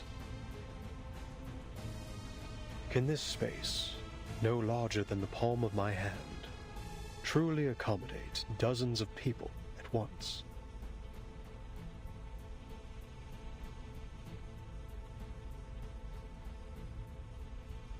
Fuck, dude. At last, the physician sets down his operating scissors and needle and signals the end of the surgery. Yet at the same time, the old machine issues an alarm, signaling his patient's vital signs are wavering. What's happened to the patient? It looks like he's dying. Her anxiety rises as the question goes unanswered, and the screen, the last waveform, disappear. On the screen, my bad, leaving only a constant flat tone. ¿Fracasó la cirugía? Nonsense. The surgery was a tremendous success. What do you want? I have erased his debilitating hysteria and restored order to the Panopticon. What are you trying to achieve by barging in here? You killed a man. What are you on about? The surgery was a success. The man behind the operating table stares at the uninvited guest expectantly. Does not give them a chance to respond. Forget it. The next operation requires my attention. Jailer, show them out. Bring me the next patient in 15 minutes. I'm sorry, Miss Burton. I'm afraid you have to leave now. Ricoletta steps forward, blocking their path. There's a hint of pleading in her voice. Please, just let us speak with you. It'll only take a moment. I have something very important I need to ask. Her question is not given time to take shape. Important. Nothing is of greater importance than my experiments in the Panopticon, outsiders. To ensure they continue, the stability of time and schedule is absolutely paramount. Experiments in the Panopticon? So you really are the controller of the prison, then? Controller? What an outdated notion. Superficial, really. The Panopticon has no need for such power, regardless of who occupies the central tower, or even if no one's there at all. Every inmate is both the observer and the observed, both wielders and subjects of power. Achieving such a state requires no physical or violent measures. The structure of the Panopticon itself is the mechanism which sustains it. Komala is simply a manifestation of this model. Once I confirm its feasibility and adaptability, this model can be applied to any functional setting with only minor modifications. So far, it has proven to be far superior to any current system of governance in our world. Transcendental, even. You're insane. Curse it. Why am I wasting time explaining this to you? Time is running out. Okay. Running out for what? The investigator keenly senses the key within his words. Dr. Merlin, you keep mentioning time. What exactly do you mean by that? Really? You need to ask? Even those oily-headed lunatics know it. The end of this era is imminent, is it not? No. Indeed, the word that was so close to being spoken. You know about the storm? That's what you call it, is it? A storm that washes everything away? You employees of the St. Pavlov Foundation should know better than I. Soon, this era and everything in it will cease to exist. Okay. I must prove the feasibility of the Panopticon model before this place is turned to ruins. Or something Insanity. even more unrecognizable. Okay. A storm that washes everything away? Burton, what on earth are you two talking about? Don't worry about it. The conversation extends beyond the most imaginative creation, the aspiring writer. No one can predict the era to which we will be reversed. I have seen the eras change time and time again. The transformation of this place, over and over. But no matter which era each of these 9 storms, as you call them, has taken us back to, Cordeismo continues to plague this land. Dependency theorists, martyred revolutionists. I've seen them all. You, young writer, are no different from those intellectuals who were swept away in the rain. There is no romance in this era. only the repeated cycles of madness and brutality. An endless, meaningless struggle. Only in this forgotten corner can we momentarily escape the plundering of the marauders and the chaos they unleash. Although it won't be long before this place is looted by those oily-headed lunatics, just as it has countless times before on this land as rich as silver. He mutters to himself. But there is still hope. Even in a wasteland, we may still be saved, as long as I uncover the path to transcendentality. Oh, you're fucking insane. I will find the ultimate answer. God damn it. Ugh, I've already wasted far too much time on you. Leave, now. The physician turns away, beginning preparations for the next surgery, organizing his well-worn-out instrument. You heard him. Please don't press things any further. I feel like we might have a little bit more pressing to do. All right, Senor. I get it. Obviously, you don't want to discuss my novel with me anymore. So I won't insist upon it. All the letters we wrote to one another. All those inspiring revisions and suggestions. I guess they meant nothing to you. Guess so. Her voice wavers. Rejection. Closed doors.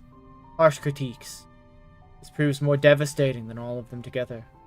But there's still something I must tell you. Jailer, could you please allow us a private conversation with the No, with Aleph. Hearing this, the physician stops. Leave us, Jailer. I'll spare these outsiders 5 minutes. Okay.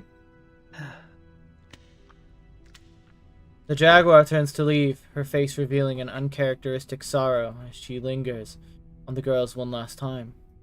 This time she offers no words. Okay.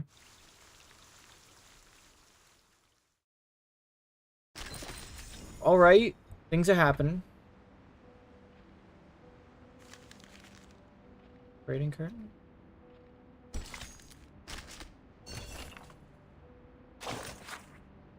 Flipping. I'm getting there.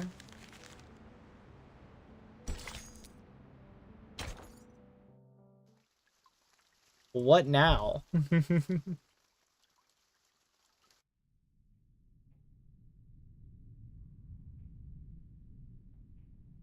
Only the steady beat of a heart monitor keeps the eerie silence at bay.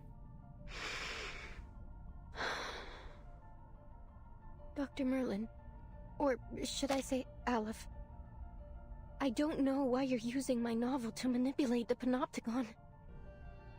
But you need to know that it won't serve your purpose, whether in fiction or reality. You claim that the inmates are both the observer and the observed, and both wielders and subjects of power. How could you be so blind as to not see the true state of the Panopticon? The inmates haven't achieved any perfect order. No, they've devolved into pitiful caricatures of themselves, performers in some endless pantomime to be watched from the central tower. Even their medication has become a prop to demonstrate the so-called randomness of fate in the theater that is the Panopticon. This farce hasn't made the Panopticon a better place. No, it has warped it into a twisted theater of cruelty, where the sick are denied treatment and left to quietly perish in the dark corners of its halls. And literature has died alongside them. This prison is a monster, born under the gaze of this all-seeing power. She's right. Aleph, is this truly the ultimate answer you've been searching for? The physician suddenly seems startled, stepping back and accidentally knocking over his tools. What? Are you suggesting that this is the answer I've reached? What is your answer then? That my experiment has been a failure all along, and I've been too blind to see it? Yeah. I mean, it kind of is. I almost beat the day. Oof. No. Impossible. Foucault's theory is flawless. Purple Noon happened. Oof, Purple Noon. Or I could even comprehend the idea. Yeah, noon ordeals are wild. Having his life's work denied is something he cannot tolerate. The man searches the tabletop with feigned composure. But in doing so, he unintentionally sweeps all the surgical tools onto the floor. I have removed every obstacle to the running of this prison. It is pure, sacrosanct. No. I have constantly re-evaluated the system, adjusting my instructions to my subordinates. I've been on this day for 2 hours. Dear God. Established order. And now, you stand here and tell me that everything I've done has been meaningless from the very beginning? That the power model I have implemented has already been replaced by an alternative? No, outsiders. The perfect order of the Panopticon shall not be disrupted. Okay. I will not be swayed by your lies. I don't feel like they're lies, but go off, King. This facility is superior to all others. Nothing here escapes my notice. For us, apparently. At last, in a barely noticeable corner, he finds the 20-sided die wreathed in black mist. That said, it isn't easy to work a miracle, as we all know. It's just a matter of, like, the ordeals happening, right? I shall personally verify it all myself. Oh dear, what is he doing? Oh, what the fuck? All his emotions dissolve as he grips the die. The narrow operating room shakes, as if responding to him, emitting a distorted screech. What's happening? Kaleidoscope? Yeah. Visitors from another era. Ooh. You have come here with plagued ideologies in an attempt to break the subtle balance of the Panopticon. Yeah. But did you not notice the tiles beneath your feet? The cracks and water stains on the walls, constantly changing right before your eyes. This room, the previous room, every room, you have blindly wandered through them, seeing them as nothing more than the building blocks of a monotonous labyrinth. But this place was not born from the chaotic imaginings of a madman. No. Every inch has been crafted through the meticulous harnessing of order and power. Every wisp of spider silk drifting in the wind. Every speck of rust on the gallery rail. Every detail of the Panopticon has been built by my own hands. With this ever-shifting die, concepts may be transformed into reality, and ideals into substance. I observe the movement of every entity, the passage of every second. The moment you entered this realm, you too became subjects of my experiment. Okay. Combat then. Prison of power. This is fine. Probably should clear it, no problem. Oh, I got it now.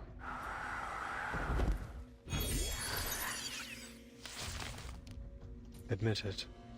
This is all getting out of hand. Impossible! All is under the die's control. What may appear to be chaos is nothing more than a temporary deviation. Disagreement? We stand together! The tremors of fate. Fate has revealed itself to you. Okay.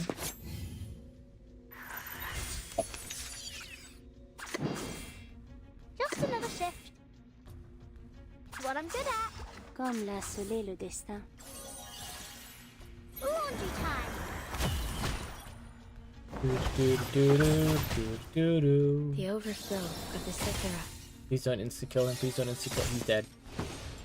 It's special, precise, perfect. It is far from perfect. You know that as well as I. Why else would we be conducting this experiment? That Weren't even as tough as waking up an old Oh, factory we've man. almost leveled up. Oh, we got a new soundtrack. All right.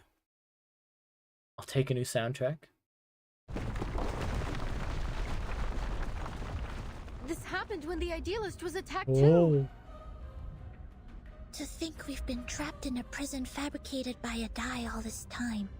Did the physician really build all this with such a small, simple object? The distortion is getting worse. Prepare yourselves to fight or flee. The situation begins to spiral out of control.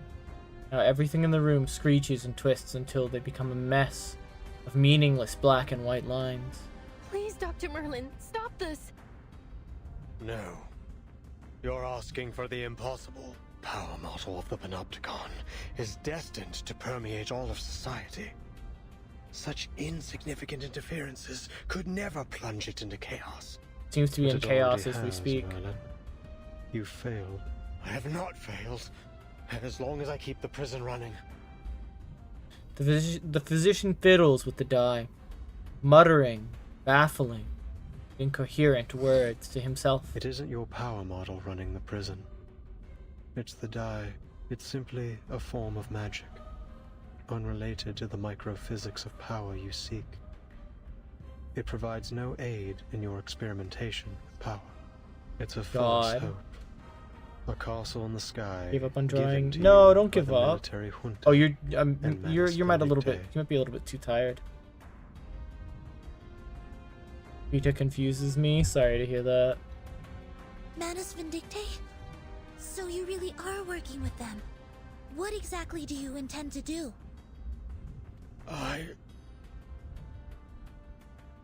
Oh no.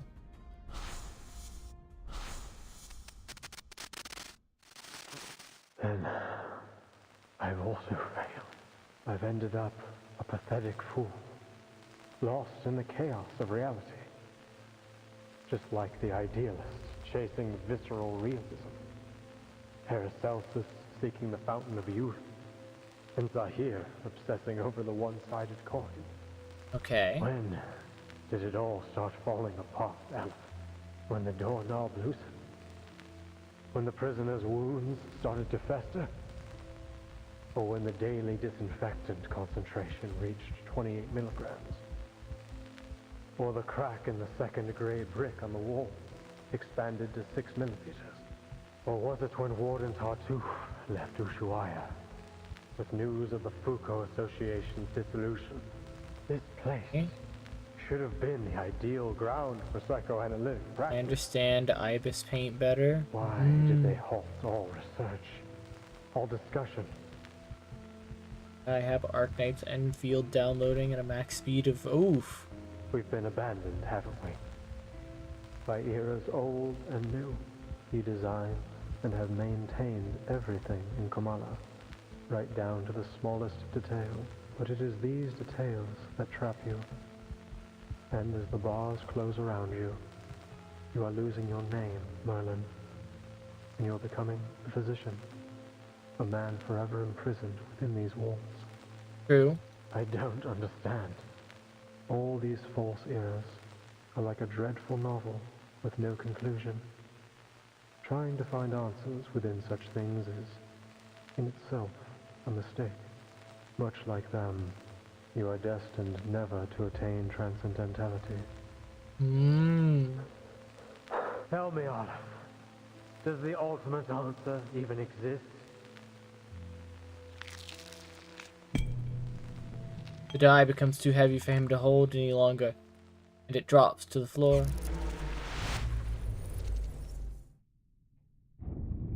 The distortions and tremors of the prison finally subside, and the pulse of a massive heart had stopped for an instant, as if the pulse of a massive heart had stopped for an instant.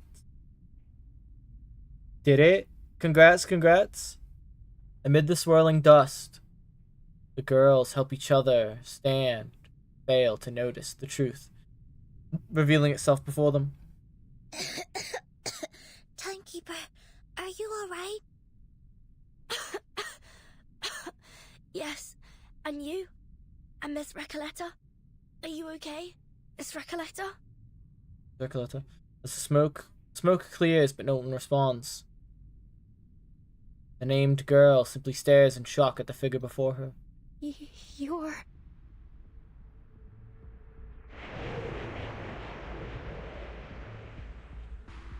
The word utopia derives from Greek. It means no place. Oof, that's rough. Also, congrats, Jar, on finally beating the day. People cannot understand the structure of the labyrinth, yet they continue to follow its paths. This is crazy. They cannot comprehend the mechanics of fate, yet they believe in its jurisdiction. Okay. As if, by doing so, everything will naturally fall into place.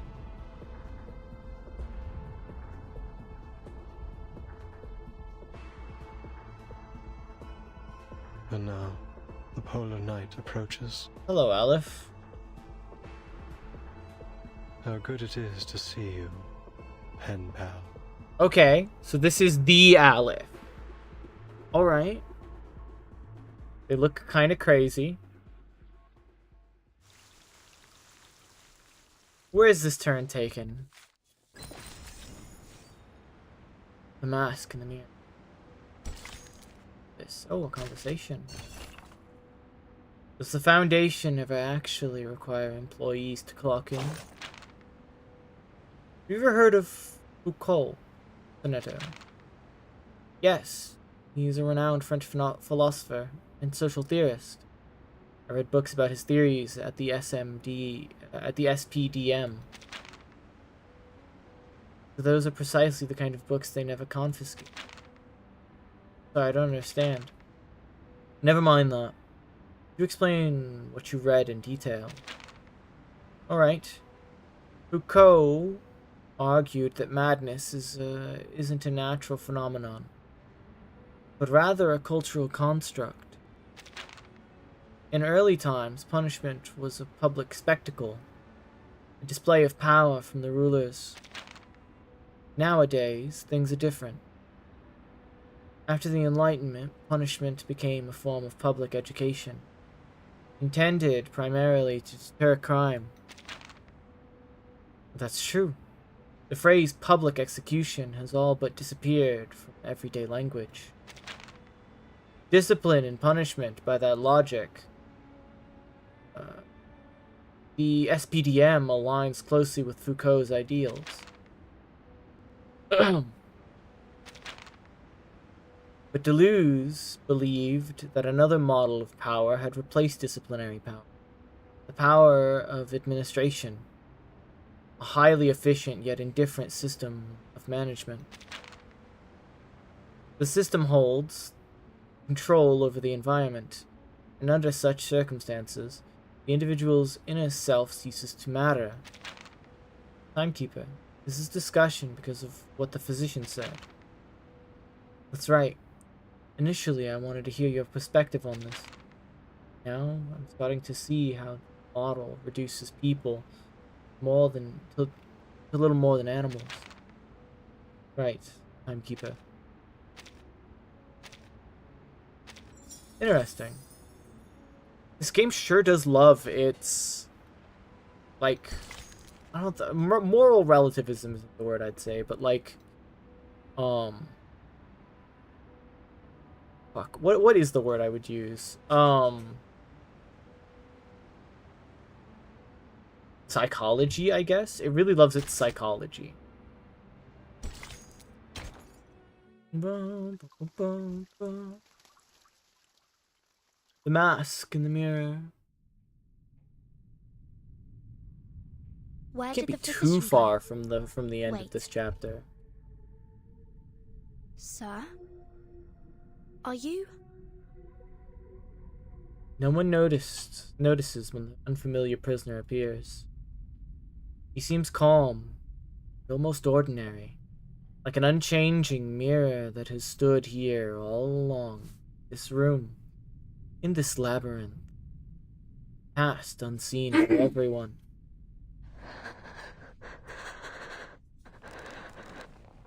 The answer she now sees plainly, step back in a panic. But in the end, she says the name out loud. Its sound is heavy, cold, leaves her at a loss. Aleph, it's you. My pen pal. You are, in fact, in Komala. All those letters, all the ideas we shared, they weren't just my imagination or some prank. Vertin, Soneto, it's all just as I told you. Okay. They weren't meaningless. They're all real. Yet, she feel no joy. So, sir, are you Aleph, the ruler of this prison? Are you the one controlling the panopticon with the die? The one hiding Miss Dores's whereabouts? What curious inquiries. Quite different from the last 2,666 questions I've received. My guests. I see. You may call me Aleph, or by any other name, be it a symbol of God's oneness or a farcical epithet. I am merely one of the many prisoners who voluntarily reside here. A single letter in the alphabet of the Panopticon. A letter? The way you speak is quite different from Dr. Merlin. Still, I wonder what your relationship is with him. Question. Under the dim light, the man looks drained of all energy. But allow me to make a guess. You're Dr. Merlin, aren't you? I'm afraid that's not entirely accurate. But you may think of it that way. Merlin is a figment born of my mind, an incomplete reenactment. He is me, yes, but not entirely. Interesting. He, or rather they, failed to find their answers. They fought against their predestined fates, only to be inevitably crushed under their weight. I simply stood by and watched it all unfold. That was the extent of our relationship. You are so intriguing. They? You've already met Merlin and the Idealist, even witnessed their demise. 2 or 3? A little bit more than that. Shackled by the delusions of verses, the Idealist lost his own name. Merlin, too, imprisoned himself within the system of the Panopticon. I'm sure their desperate pursuits 2 or 3? caused you 3. some trouble. Please forgive them. After all, your fleeting encounters led to the demise of them both.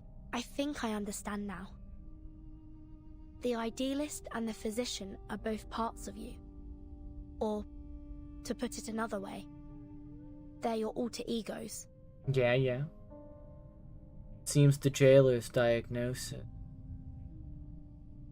That the whole prison is mad has been shown to be more accurate than anyone could have imagined. The physician mentioned Manus Vindictae. What's the relationship between this prison and the Manus?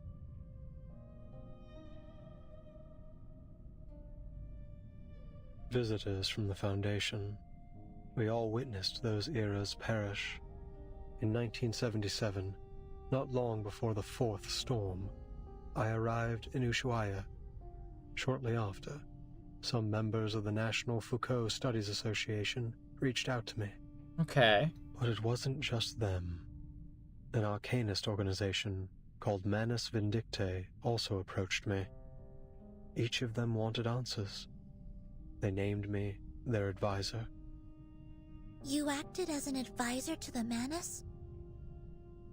The two parties presented me with a concept and a parable, respectively. A concept and a parable? Popo is more manageable than Snow Queen. The Foucault Association sought to explore the feasibility of the Panopticon concept here. It's like Pode. While Manus Vindictae showed me a parable of the past and future. One was Queen Bee and there was no way I was taking that. Valid. Day and night, I wandered through endless texts, endless realities, as I searched for answers. And thus, Merlin was born. He was both an experiment and a price I paid. A new concept, a new direction. Pursuing such things always leaves me confined by the limitations of human knowledge. Merlin spent his entire life exploring Foucault's theories in pursuit of that singular yet infinite answer. What about the Manus, Mr. Aleph? You didn't explain why you helped them. Explain why? Because they asked me to. Just as you have. Interesting. I simply worked to answer their questions. So you're saying that, to you, we are no different from Manus Vindictae? And if we ask, you'll answer us, without holding anything back? Is that not precisely what is happening this very moment? Got a point. Must be hard for Verdun. The idea to be compared to Manus Vindictae in such a way. Aleph picks up a fallen die. And it flickers with a familiar comfort and glow. This is what the Manus gave Merlin. A magical die named the Tear of Komala. Okay. It was once a gemstone that belonged to a god. At the beginning of the century, explorers plucked it from an ancient gate they discovered in Antarctica.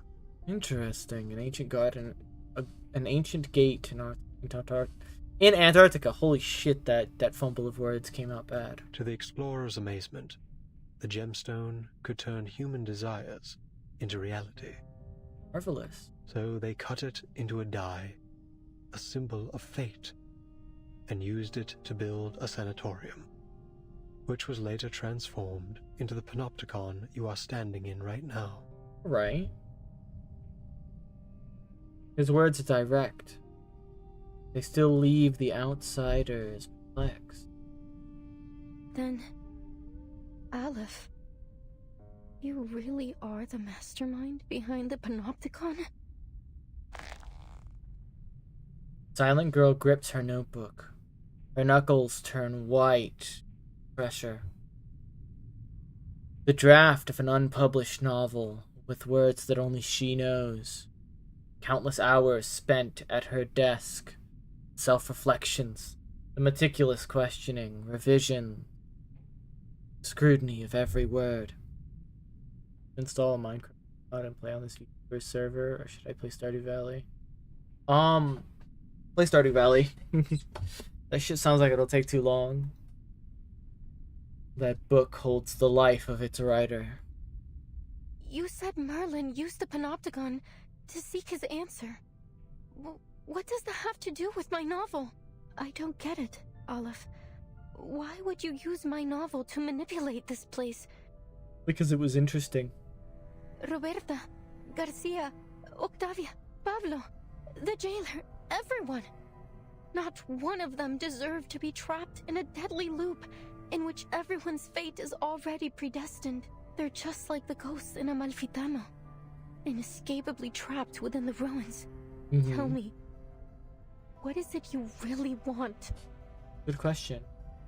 Mod is all the mods 10? Roof, that's a download. Hearing this, the lonely prisoner fidgets with the die, looking puzzled. It's not about what I want. It's about what you want. The third line of your first letter. You said you wanted to give the rise and fall of sanity an ending.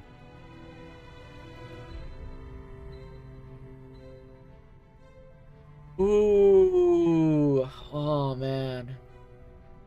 Oh, that's fucked. Okay. Continue. We're not fading to black and going continue. Okay. That's insane. Oh.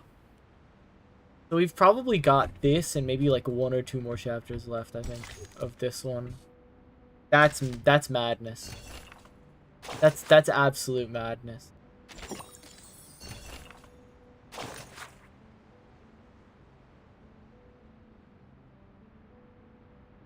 Okay. Fucking hell, dude. That's madness.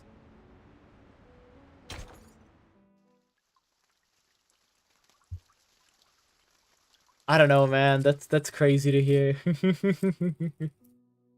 Los registros históricos del Dado de Babilonia I can have this autoplay through this. Well, now I'm wondering how this is gonna end. We're very closely nearing the ending of this chapter, I believe. As I assume we're going to have a confrontation with Aleph now. Man.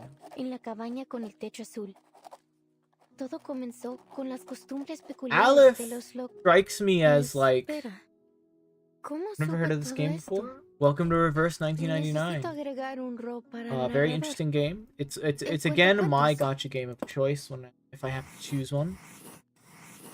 The story is very interesting, very well written, and I like all of the characters. Also, the style is very unique, not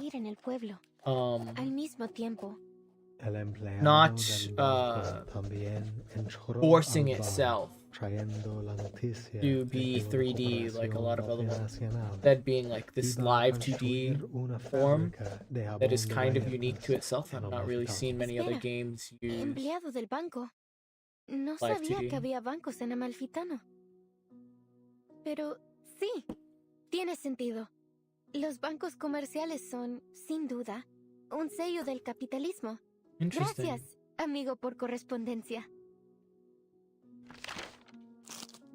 Antes de convertirse en empleado del banco, era un Usually if a defensor game is de like las 2D, antiguas it like costumbres del pueblo. forces itself to be 2D. Era un If it's pescador de 3D, dunas. it's like 100% 3D. Fucking I like that Reverse 1999 has got like the sort of live 2D feel. Also, a lot of its cinematics are very good. Oh, qué irónico. Pero también es realista. Ahora solo necesitamos un personaje contrastante. Big Chef is playing Among Us? What the fuck? Why? Una anciana tejedora Windmill. se sentó en su antiguo taller, Not a wind. girando incansablemente su rueca. Un regalo precioso, Just a wheel. otorgado por el dado de Babilonia. La tejedora ciega relató suavemente todo lo que había vivido. ¡Qué idea brillante, Aleph! Una tejedora ciega no podría haber presenciado el asesinato. ¡Fantástico! En este caso, agregaré a un conductor de burros que es asesinado en este capítulo. Con cada una de tus sugerencias, la historia da un paso adelante. Gracias, Aleph. Yeah. Pero todavía no veo ninguna señal del final. Es como si no importara cuántos personajes nuevos agreguemos. Todavía falta algo en el pueblo desértico. Le falta una figura clave. Aleph, Interesting. ¿qué debo hacer? ¿Cómo le doy un final a esta historia? This is sort of like her flashback. How do I give this story an end? Tú misma me preguntaste, ¿cómo le doy un final a esta historia? Will you have comments on your streams? Cómo Me off. tus palabras Yeah, se I've wanted to habían fix it for a bit, I just transformado en haven't. un rompecabezas desmesurado infinito. Un lenguaje I will, don't worry. I'll irreconocible, fix it to una be colección de información ambigua, for y chat to recordaba sort lo of like que había vanish after a perdido bit. todo su significado. Set up the way that it is. La ausencia I just de un gotta final aún go into the te fucking roe, configs and fix it. atrapándote para siempre en ese abrasador pueblo desértico. Todo lo que estoy haciendo es intentar encontrarlo para ti. ¿Estás diciendo que has estado manipulando los acontecimientos en el Damn. panóptico desde que intercambiamos cartas por primera vez septiembre pasado? Don't worry, I read. I've gotten better at reading it. Fuck, I gotta turn auto off. Cada vez que revisabas la novela, se hacían ajustes correspondientes en el panóptico. Reflejar fielmente las complejidades de cada detalle era clave para asegurar que la historia avanzara sin problemas. Estos ajustes los manejaba principalmente Merlin, a veces el idealista, y antes de ellos, Zahir y Paracelso. Cada vez. 6 versiones de la historia del Amalfitano ya se han desarrollado en el 6 panóptico. versions. Interesting. Eso significa la rana aplastada en el barro, la vaca muriendo de vieja, el fantasma asesinado en el duelo y los cambios repentinos al dado de Babilonia. Todas las revisiones que sugeriste, todas las muertes, el caos y la locura realmente sucedieron That's aquí gotta mismo? hit really hard.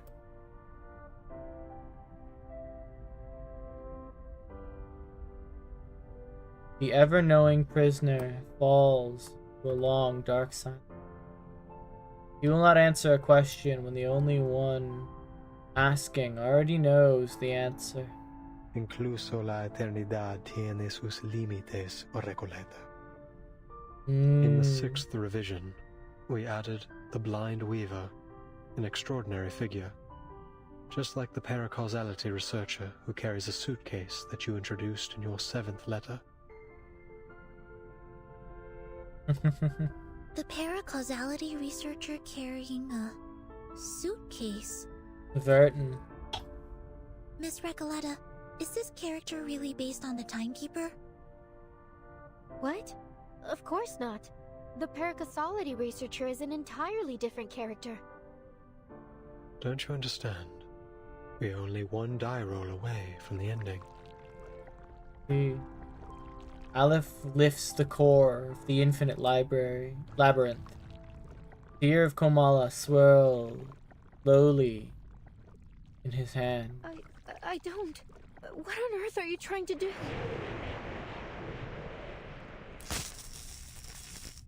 The filament lamps in the operating room dim his smoke. The walls ripple like water, then transform. In the mirrors, an endless stream of information appears. A seemingly possessed telephone babbles. An old radio sings, a flickering slide projector whirs and cracks. A muted film projector spins. Timetable open. And dictionaries of countless languages flow past. Eligible is this guy? Quite a bit, it seems. A room without an exit. An eternal predicament. A prisoner's dwelling. Recoleta, it is the cycle of fate that has brought you to the Panopticon of Komala in Ushuaia. Now, return to the rise and fall of sanity. Return and become a character once more. You've been searching for its ending. But how could you possibly find it when you're no longer inside the story? I believe that this time you will witness the grand finale with your own 2 eyes. No more sadness. No more loneliness. The answer you've long sought lies in the inevitable final roll of the die. So, the jailer is the bank clerk, and Erd is the blind weaver. But what about Roberta, Garcia, and Octavia? They weren't even assigned roles. They were just playthings, helpless in the face of fate. What right do you or I have to decide what happens to them? To dictate their gains and losses? Good point. But they couldn't possibly understand such a thing, could they? To you, it's just a story. But to them, it is the manifestation of bittersweet destiny. Do you think hiding behind the guise of fiction absolves you from the reality that you've turned the Panopticon into a living hell? Yes. You're the only one who truly understands the rise and fall of sanity. Goodness knows how many manuscripts I sent out that never received a reply. I was so grateful to you. For your replies, for understanding my novel. Those things were more precious to me than any sunrise over the Andes. Had I known that your feedback was created in such a way, and at such a cost, I would have preferred not to receive it at all. Don't you get it? Even if they don't understand my novel, the people I meet are still my friends. Whether we took a long journey together or we simply chatted for a few hours, we formed an inseparable, miraculous bond. They're a part of me. How could you treat them like fictional characters? It's disrespectful to my work and to life itself. Beautiful. Stunning. I love her. The writer's resistance is so sharp that it cuts through Alepht's carefully constructed labyrinth easily. But you raised the question yourself. Why do you resist receiving its answer? It's not about the answer, it's about how you got there.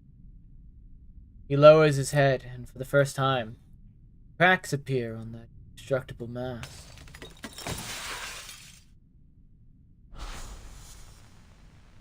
Oh. They're always like this, aren't they? They throw a question at you, only to abandon it along with the fading of the era. This storm will spare no one. You've known it all along, Alice. Only the timeless Panopticon can maintain control. The all-seeing tower. The perfect governing system. What a hopeless fool you are, Merlin. Haven't you heard what they say? There is no need to build he's having a break in sanity. This is wild. Your meaningless questions will be swept away by the tides of time, only to resurface on the shores of our minds once more. We've seen it happen over and over again.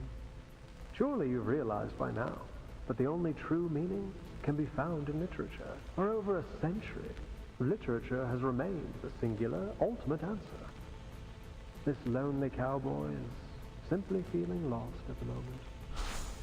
Spare us your ramblings, idealist. You're wasting our time. Enough. The dye that reflects the heart can no longer bear its weight, as it glows from within burning fissures. On the surrounding mirrors, countless reflections of Aleph appear, each wearing a different face. They crowd into the room, a flood of ghosts. Aleph seems to be in a terrible state. We have to be careful. Something isn't right about that dye. Let's see then. The Room of Desire. Wait. Okay, we're good. I have all the essentials for writing poetry. You, me, and our opponent.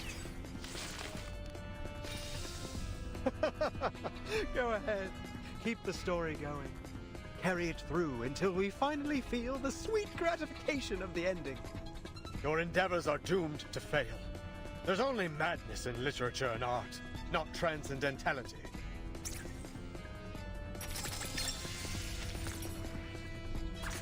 Yes. Oh, look, here's another one. What I'm good at. En la acumulación de laberintos, suéltalo todo una vez más. A ripple stirred. This is beautiful.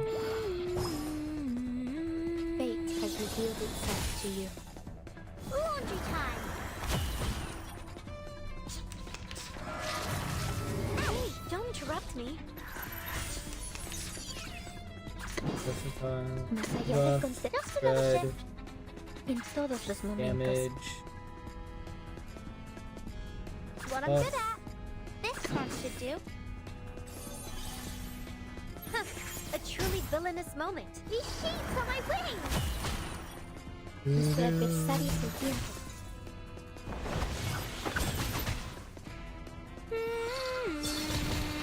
Okay.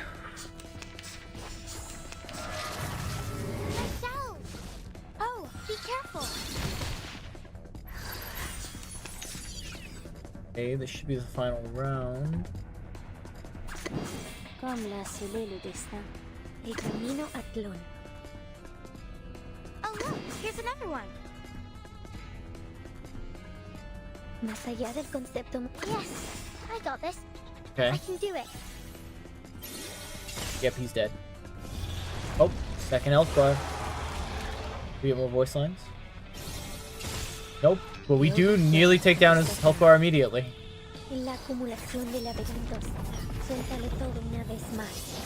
This should take down the rest of his health bar. That's it. These explorations, these fractures, they're all failures, aren't they? In this infinite expanse, I feel nothing but infinite sorrow.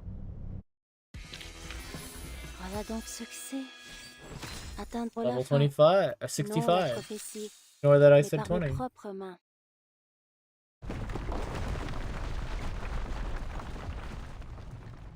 The chaotic battle comes to an abrupt halt.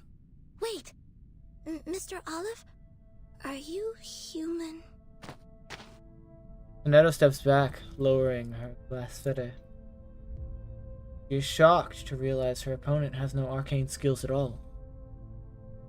From beginning to end, all he had was the die.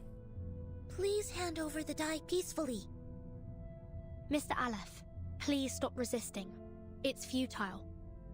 Futile.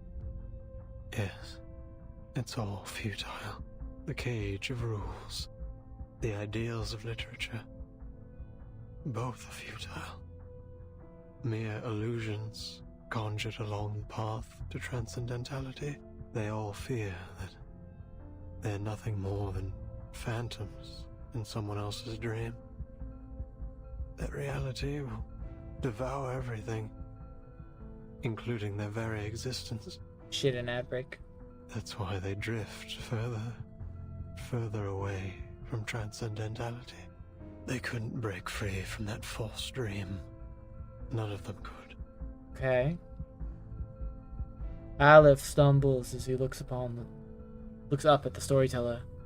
Both the physician and the idealist walked toward their own destruction, just as I expected.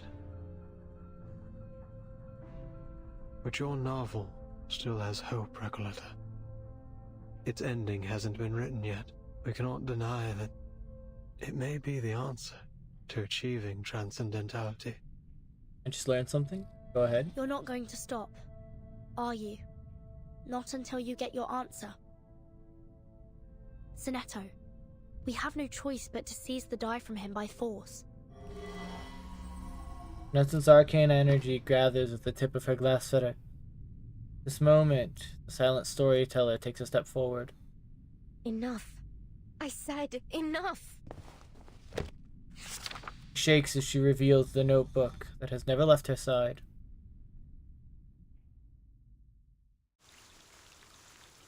Continued. That was likely the last fight. Never mind. There's one more. It's probably a 17, maybe an 18. You know that in L Corp, if an employee panics and you end the day, if they're not subdued, the game will treat them as dead? I didn't know that. I was warned that that might be the case, but I wasn't sure.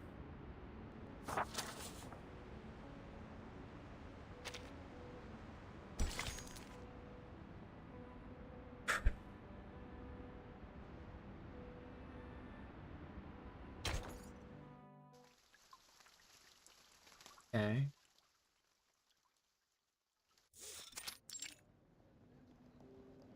Interesting. 1990, a Guadalajara International Book Fair. People move between bookshelves and corridors, engaged in heated conversation. The air is filled with the mingling of multiple languages. I'm afraid we can't publish your novel in its current state, Recoleta.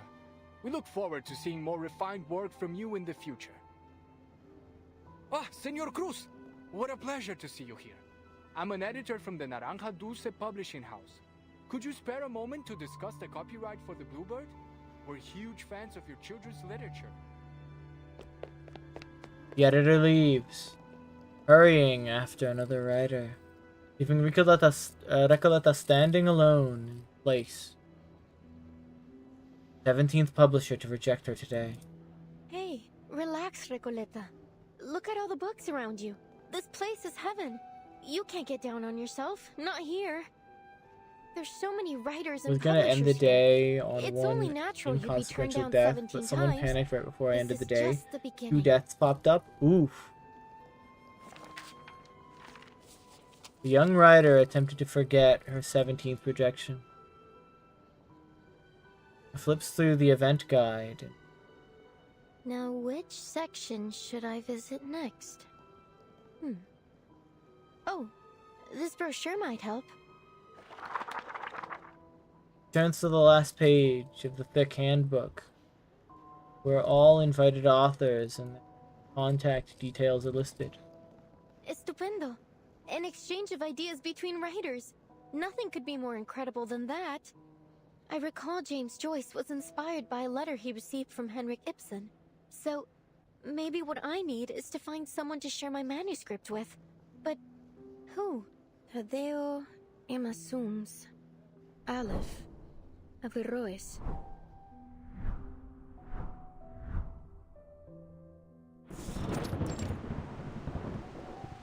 Buenos Aires. A knock on the door interrupts her daydream. Oh, it's you, senor. Don't worry. I promise I'll catch up on the rent next month.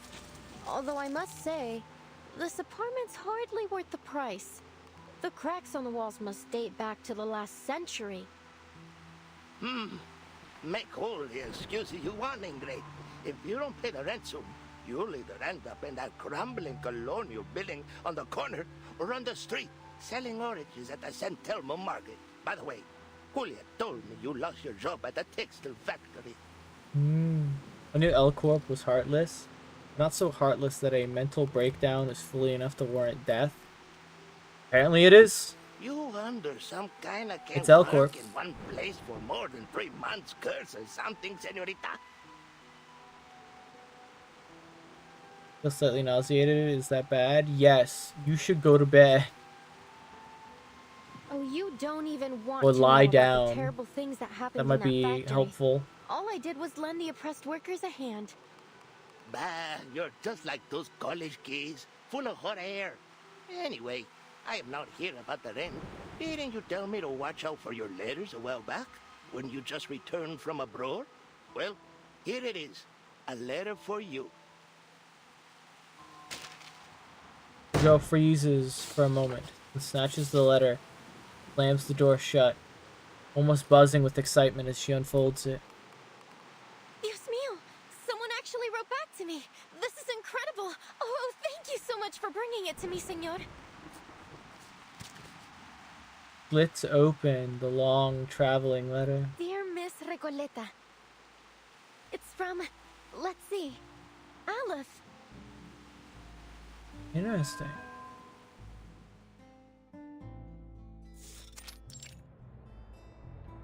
Hey, I've been watching you. You're not local, are you? What are you writing? Oh, hola. You're right. I just arrived in Buenos Aires 3 days ago. My trip's been a lot like a Copes Tango performance. Full of twists and turns, but nothing much worth telling, really. No, you should sleep then, friend. I'm actually writing a reply to my pen pal. Long story short, I sent him a manuscript of my novel, and to my surprise, he actually wrote back. Amazing, isn't it? In our recent letters, we've been discussing how my novel lacks a key character to drive the story toward a decisive ending. So we've been debating whether to introduce a new ghost to act as a turning point for the story. Oh, so then you're a writer? Hey, Pancho, come over here. I found an actual real-life writer. What's the big deal? I wrote plenty of poems in middle school. Oh, so you're a poet. I have a feeling we're about to embark on an incredible adventure together. Are you interested in joining the visceral realism movement? Vis what? I love the I've never way heard of it, that she carries but it herself. sounds It's very like interesting fun. to me. Fabuloso. It's got like an air, such an air of confidence. Not necessarily must cocky, join but me on a journey to just Ushuaia. confidence. Ushuaia? The end of the world? Why the heck would we go to that icebox? Oh, don't be such a downer, Pancho. Just think of the fun we'll have, the breathtaking scenery we'll see, and the incredible stories we'll hear. Fine, Maria. I'll deal with the gold if you really want to go so badly.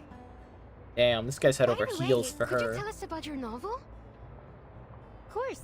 I'll tell you all about it on the way. Now where to begin? Alright, let's start with the cottage with the blue roof in Amalfitano.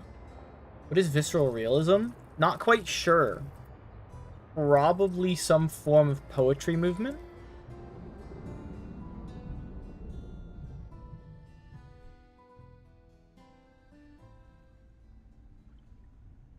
It's been 6 months since we first exchanged letters. Since then, I've been traveling. First from Chile to Mexico, then from Mexico to Argentina.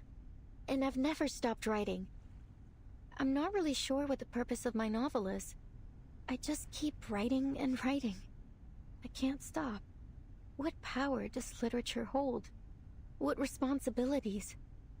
Perhaps only by continuing to write will I understand one day. Nicoletta flips through her notebook. Every turn of the page contains a different colored letter. After their long journey, pages of letters form a faded riddle, their handwriting long since blurred. Aleph, you're right. I do want an ending to my novel, but not like this.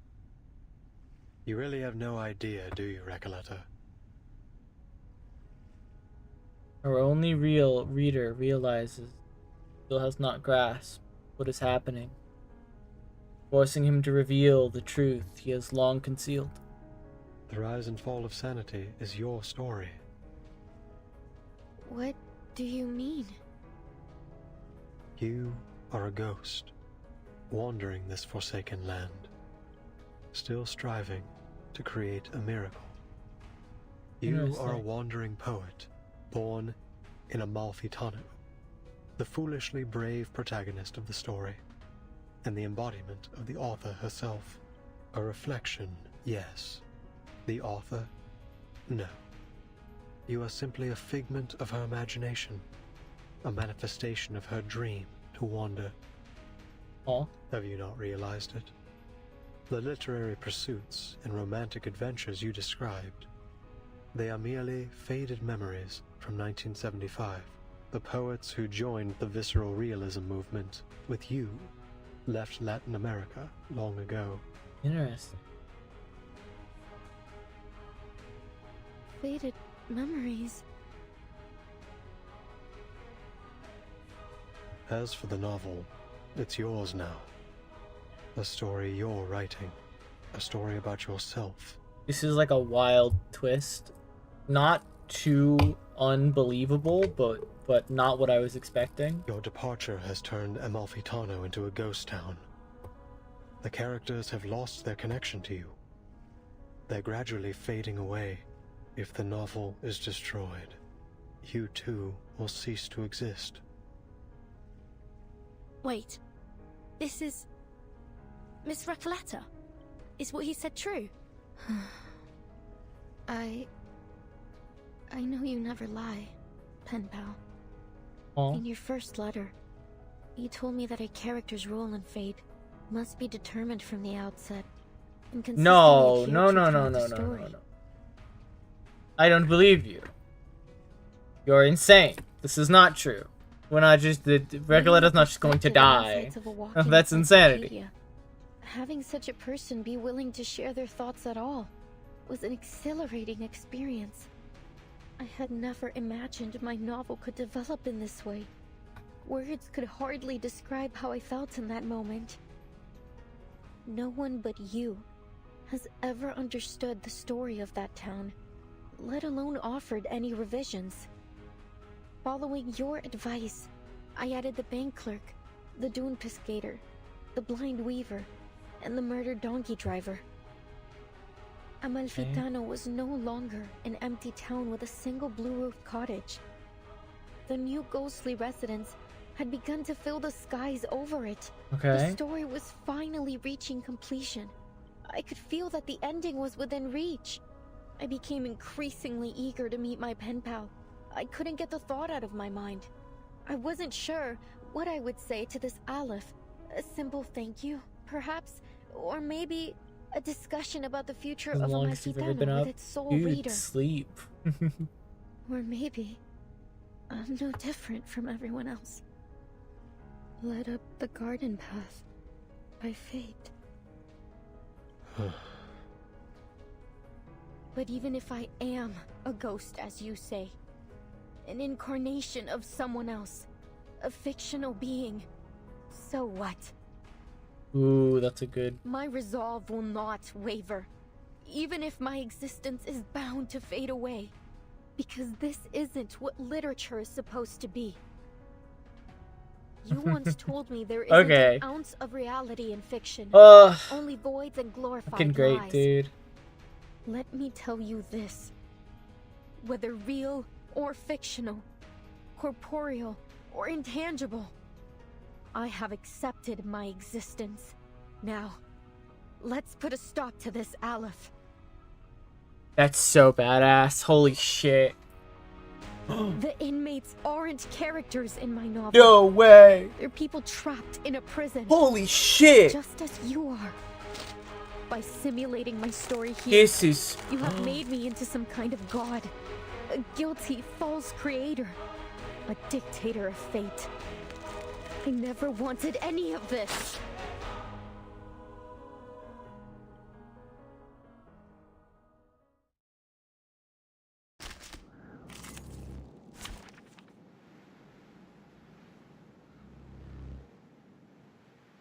The fuck?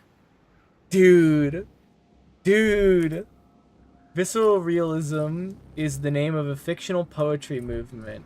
The term was created by Roberto Bolaño in his 1989 novel, The Savage Detectives. Interesting. That was fucking stunning.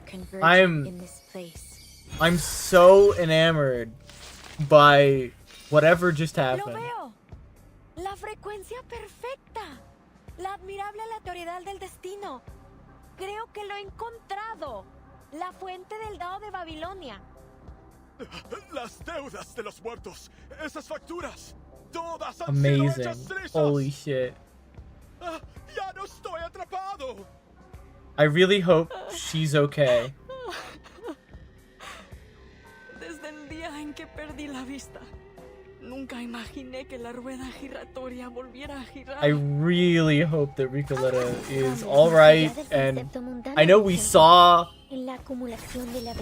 what happened, but like, she's gonna be alright, right? One of the characters in that novel called Dr. Amalfitano, another of his novel is titled, it's 2666. Sounds familiar? Yeah.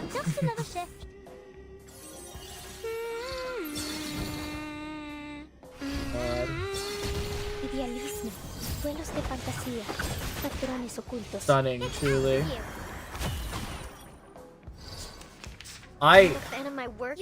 This game and its literary references always stand to like amaze me. I'm never not stunned. Shattering words and ghostly illusions roar forth, breaking free from the story's structure and gaps between the lines, filled with regret and obsession. Torn letters and book pages flutter in the air, like snow in a crystal globe of winter night. Everything is quiet. Huh? Miss Recoletta has vanished. True. True. Did she really cease to exist like Aleph said? Fucking hope not. She's wonderful. I love her. Recoletta.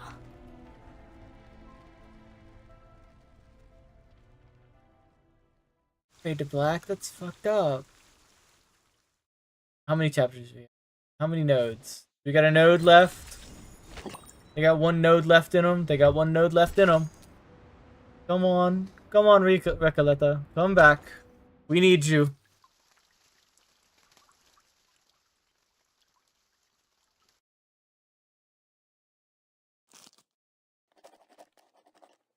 On an unknown night, the winds carried "Fuck You" in a cottage with a blue roof. Girl dreams of a circular prison. Then she wakes up.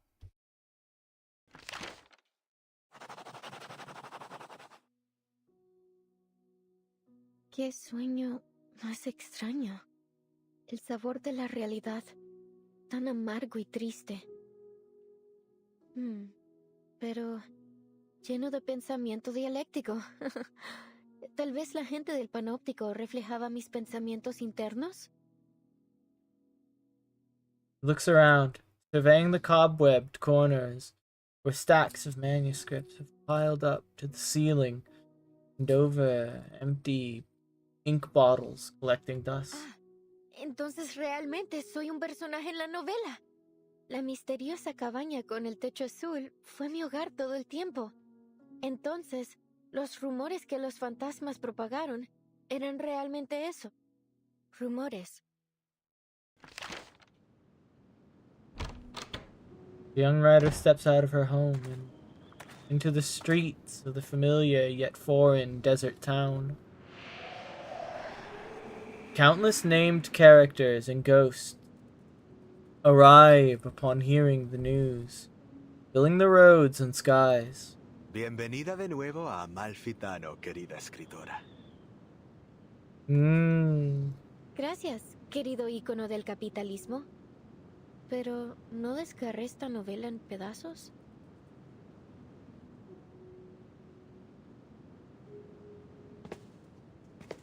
A woman wearing a peculiar hat steps forward. Verás, Amalfitano es una dimensión más allá de la vida y la muerte. Este pueblo es un reflejo de tus pensamientos internos. Es incorpóreo. No puedes desgarrar algo incorpóreo en pedazos. La literatura es infinita y atemporal, como un río que fluye a través de la vida y la muerte. No me extraña que seas mi personaje favorito. Nunca dejas de iluminarme.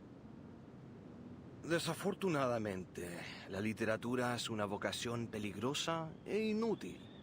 Nadie entiende realmente, ni siquiera recuerda tu trabajo. ¿Recuerdas el dicho?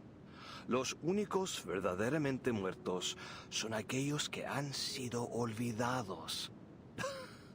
Recoleta, desaparecerás para siempre si dejas a Amalfitano otra vez.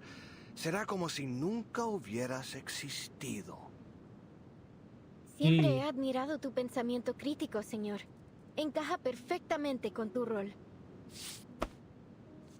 Rough hands grasp the writer's palm, feeling the lines etched into her skin. Todo estará bien, Recoleta. Lo que sea que haya pasado. Ahora has regresado. El dado de Babilonia rodará de nuevo. Y cada uno de nosotros obtendrá nuestros finales. The crowd erupts in cheers. Así es. Resuelve el asesinato en el bar y pon mi alma en paz. Libera al pueblo de la locura infligida por el antiguo espíritu. Arregla la aleatoriedad del dado de Babilonia y aplana la frecuencia catastrófica.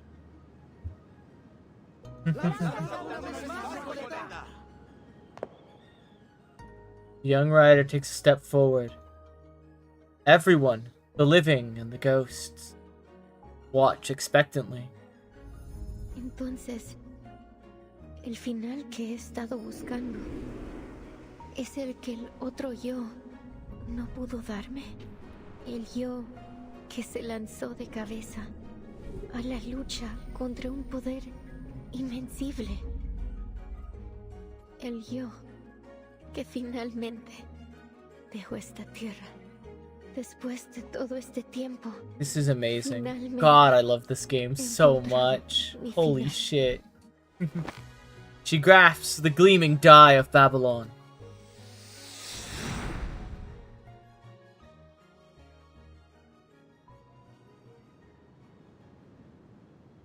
Solo un lanzamiento más y todo habrá terminado. Mi historia mi pueblo. Todo finalmente llegará a su fin. Pero el sueño sobre el panóptico también terminará, ¿verdad?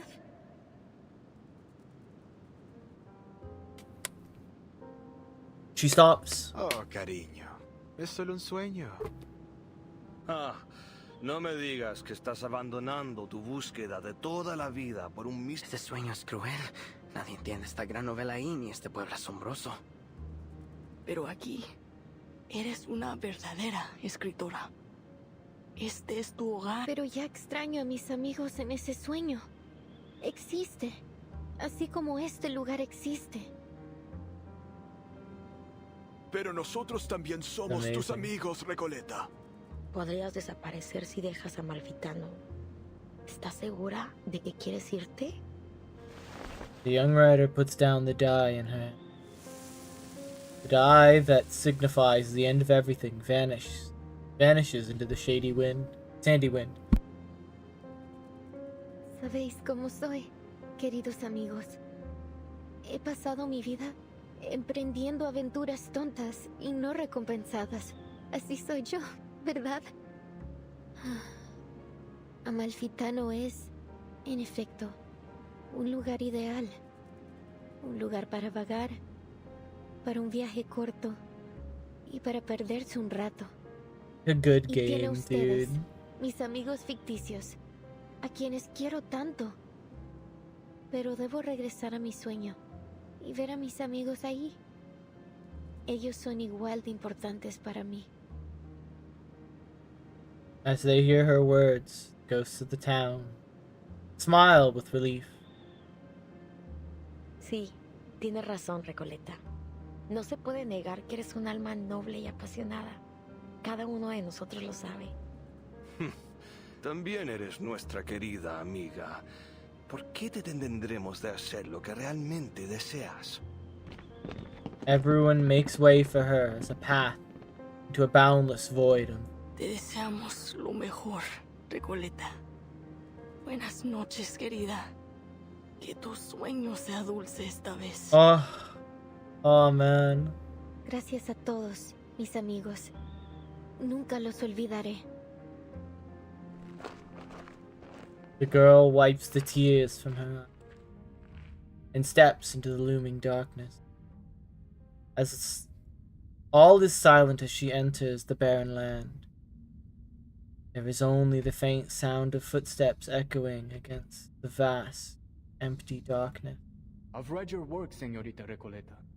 To be frank, it lacks both depth and breadth. This town of yours is still far from reflecting the complexity of society, and the narrative lacks a discerning perspective. It still needs some work if you want it to truly resonate with our audience. Just go for it, Señorita. You're at a perfect age to explore, experience, and learn.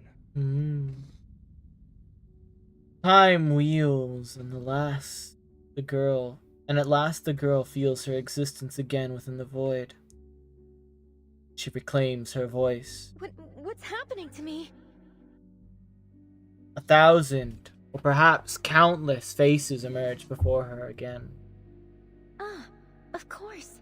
The rise and fall of sanity is my story. So, even though the novel's been destroyed, the story, and myself along with it, lives on in the minds of those who read it. Thank you for your feedback, editor. Even here in this great expanse of darkness, I can still hear your words. You have my gratitude. Thank you for reading my novel, even if you didn't understand it, and likely never will.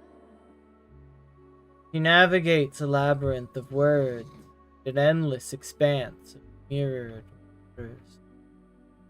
The darkness surges towards her like a rush of waves on a dark night brain, making her presence feel heavier. Honestly, I find your story totally fascinating, but I'm still struggling to understand the connections between all these nameless characters. Couldn't you make it clearer? Like a movie? Typical. Trust a writer to try to be all obscure and mysterious. Maria, Pancho, you guys are the best traveling pals I've ever had. Our paths may diverge in the future, but the joyful memories of our journey across grasslands, snowfields, and deserts together will remain forever. It's been great coming along with you. You're totally one of a kind. We'll be waiting for you at my aunt's vineyard. A little sun after a hard day's work will do you good. This is amazing. The passionate companions wave to her, never looking back as they continue forward. The girl's steps are no longer weightless. With every step she takes, they feel heavier and real. She lingers inside the infinite mask, the boundless universe filling her with both confusion and illusion. There is ambition in her writing. It's passionate and poetic, fractured and chaotic. But when viewed as a whole, her work feels like little more than a superficial illusion. It lacks the depth to truly touch the soul. I will refrain from offering further comments until she stops romanticizing her childish adventures. Kind of To put fucked it up. bluntly, her phraseology feels overly deliberate to the point of distortion. Her verbiage is like a collection of vague sentiment bubbles.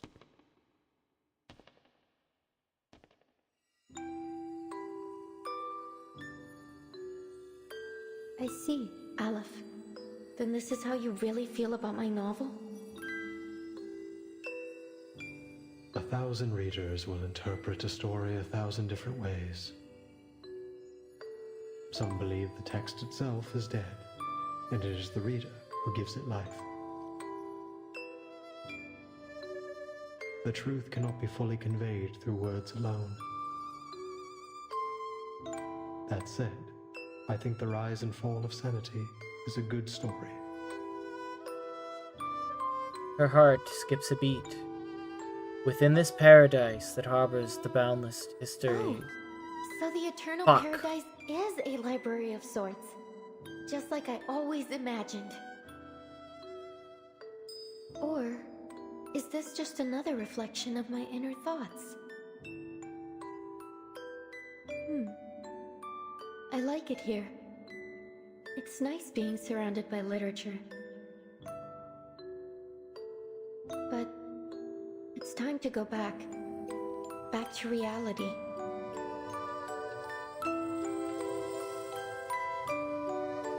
A beautiful way to end a chapter. What the fuck? Holy shit.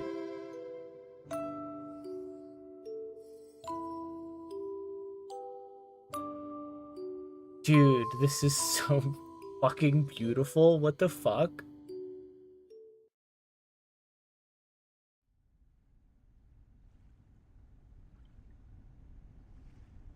You're right about literature, Dorside Beggar. It is a dangerous and futile calling, but I still believe in it. Hi Bree, how's it going? The investigators from the Foundation breathe a sigh of relief together.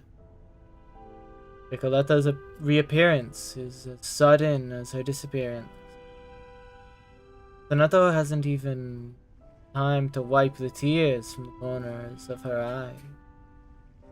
Recoletta, you're back! This fucking story, dude.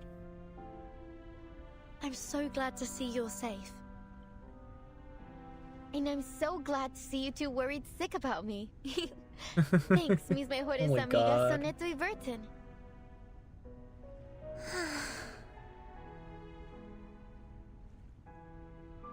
The reborn writer turns to the prisoner sitting dejected nearby. See, Aleph? I still exist. Girl, Amalfi you Tano tell him. is gone. It's all over. You're simply a wandering ghost now, never to return home again. Isn't that for the better? You may still exist, but Amalfi Tano will never get its ending. You've nullified its existence, rendering all of this meaningless. Yeah? Sorry I couldn't answer your question. I've failed once again. His die falls to the ground, once used to construct a beautiful dream. Now, the magic it held has dissipated. The Amalfitano and the Panopticon were two parts of a whole. With the Amalfitano gone, Komala no longer has any reason to exist. I'm sorry, Aleph. You, who know all the mysteries of the world, who seek answers to every question, have lost yourself in the process. You can answer everyone else's questions, but never your own. Who's the person behind that mask? Is he real? Does he still exist? Aww. Who am I? The weighty ending to the story leaves the prisoner still trapped in a blurred illusion, exhausted. While the prison groans like an aging water wheel, struggling under its own weight, distorting, fading, collapsing into the currents of his mind. Stay vigilant, everyone. This is just like when the idealist and the physician had their meltdown. Only this time, it seems even worse. I think Aleph is trying to tear down the Panopticon. Seems like it, yeah. Beyond the crumbling walls, a shivering figure is faintly visible. He grips a gun tightly. The black barrel shakes in his hand. Shaking in his hand is aimed at the people in the room. Freeze! Stay where you are. All of you. Garcia?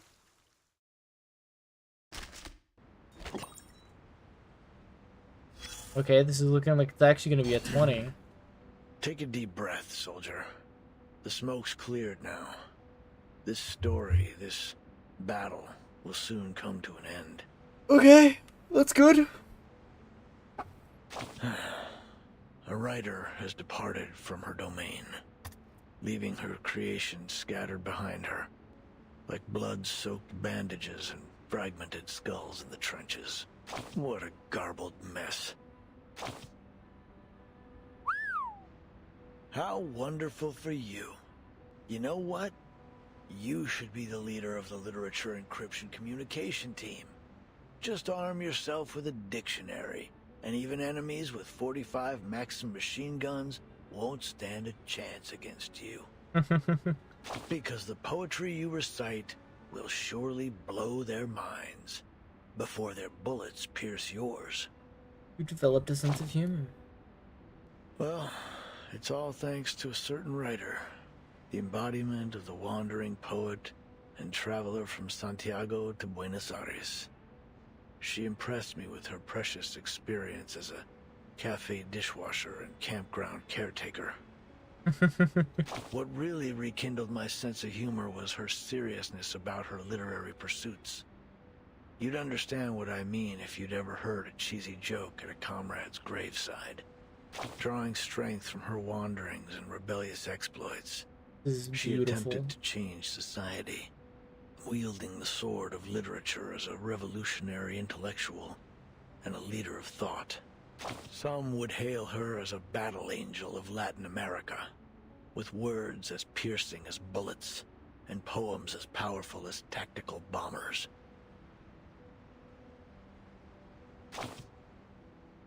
You stand firm in your beliefs, huh? Well, maybe that's a good thing. The commander has to trust their soldiers, or they'll be forced to surrender before long. Here, come closer. Let me tell you a secret. Many, if not all people, foolishly think it's the executioner who drops the guillotine blade, the powder that fires the bullet. While they're half right, they're substantially inaccurate. Craters on the battlefield aren't the result of bombs, but a clashing of ideologies. A trigger pulled long before the powder ever ignited in the barrel. As for literature, Well, it's probably best not to buy too much into the Latin American boom. Forget about the status report from earlier. That said, at least there's one thing that's certain. Books can bite back, and they'll leave scars. Odd. Alright. In praise of folly. Hold on. All that's left are the... Odd. I don't think we'll get to 925. I think we've got 2, maybe 3 left, including this one. I doubt we're going too far past now. The prisoner steps out from behind the wall, a weapon held in his shaking hand. I was just setting up my exhibit when everything started shaking. Then I realized it wasn't just my imagination. So I followed the cracks in the wall and found my way here. I didn't mean to eavesdrop, but something's happening to the Panopticon, isn't it? Panicked hands shift the gun towards Aleph, who has collapsed on his side. Are you the physician? Or is it Aleph? Whoever you are, please restore the Panopticon to the way it was. I'm begging you. You can do that, right? The mind that once created infinity now watches as it folds back into nothing before him. Why? Why aren't you doing anything, damn it? Why is this happening? Oh, the die. If you won't help me, then I'll do it myself. I wouldn't do that. The prisoner in desperation lunges forward. Calm down, Garcia. Okay. Desire. Hey, he's gotta chill. This is just how things are folding out, buddy. You need to calm down. Pray, caught in the woven net. What? That did no damage. Why did that do no damage? That's enough what a Necron should do. Rise and shine. Okay, he's down. He got a turn to put his buff up and then he died. Okay. Seems to have stabilized. Timekeeper, he's... Garcia, weakened by his long confinement, is easily knocked to the ground, unable to withstand even the lightest touch of arcane skill. Why is this happening to me? I was so close. So close to completing the exhibition. Can't you see, Garcia? There's no one controlling this place now. You're free. It isn't the die that's trapped you, nor is it the walls of this prison. It's the rules, and that overpowering gaze from the central tower. But now that's all gone. You can go outside. You can set up your exhibit anywhere you want. No need to stay stuck in this. Looking back on all that he has lost, the artist cuts her off. No, Señorita Recoleta. You've seen the world out there. You know as well as I that there's nowhere else I can go but here. This is the only place in the world where I can hold my exhibit. Okay. So... And you've ruined it. You've ruined everything. Gotta be a way to stop this. Houston, we have a problem? What's the problem, boss man? This room's about to collapse. We've got to leave. Mr. Garcia, do you need a hand? I can take care of myself, thank you. I'll go a different way. I have to go back and finish setting up my exhibit. He drags himself forward, with trudging steps, retracing his path to leave. Burton, what about Aleph? We can't just leave him here. Of course not. We still have questions he needs to answer. Sinetto, help me get him up. Let's get out of here. My next abno is a guaranteed VOV, and I'm a little worried about my choices. Yes, Timekeeper. Do you know what your choices are? The dejected prisoner looks at Sonetta with confusion. Your words are always at odds with your thoughts. You carry an ocean of questions, yet never reveal even a single drop of them. Why have you never shared your doubts? Why do you stay silent in the face of everything and everyone around you? I believe in my duty. The prisoner shifts his gaze towards the other Foundation investigator. Black Swan, Big Bird, or Dreaming Current? Big Bird's not bad, I think. You've already got Punishing Bird. You might as well get the other birds. The prisoner shifts... Oh. As for you, paracausality researcher, you're different from any other seeker of answers. Even on a desperate, near-hopeless journey, your heart holds little doubt. Perhaps not every question needs an answer, Mr. Aleph. Is that so? The prisoner, so used to answering others' questions, seems to have run into one of his own, but unfortunately, he had to answer it.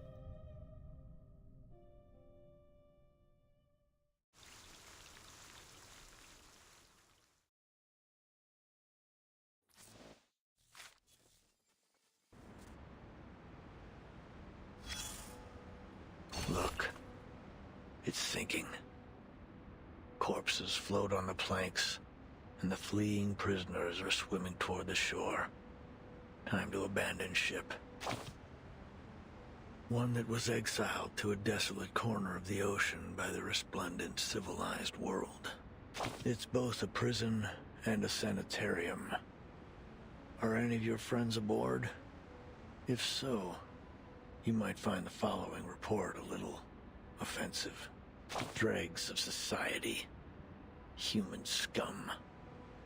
These are the terms used to describe its eccentric passengers. To be fair, they do lack discipline and independence. But that may well be a response to the heavy pain they've endured. Possibly, yes. Some theorists suggest that they're innocent victims, trapped in the confines between rationality and irrationality, defined and redefined by historians as they please. That's fair. But let's ditch the theories and simplify things. The moment the shackle called madness was fastened around their necks, whether they were truly mentally ill or not, their lives were forever scarred. Fair enough. I don't even want the weird shark or something that I know can breach without any input from me. Fair. And now, the mad passengers are storming the shore. Favorable outcome. I suppose it is. You can see the joy in their faces, even in the footprints they leave behind as they hop across the beach. Yes, freedom is favorable indeed. The freedom to squander our lives, to trample on the dignity of others, the freedom to embrace absurdity and meaninglessness. Let's dig deeper. Scavenge through the messy battlefield for dog tags. Were these people born mad? After watching the inhabitants of this earth tear each other apart in one war after another, I've concluded this. Only knowledge drives people to madness. Ignorance does not. Madness is a side effect of the sedative that is knowledge. As long as those on land continue to consume it, this ship will never be short on recruits. This is a war between madness and civilization. Both sides have leveled accusations, spilled blood, and pummeled each other. And soon, everyone will have leapt into the trenches and been beaten to a bloody pulp. Only a few can escape this fate.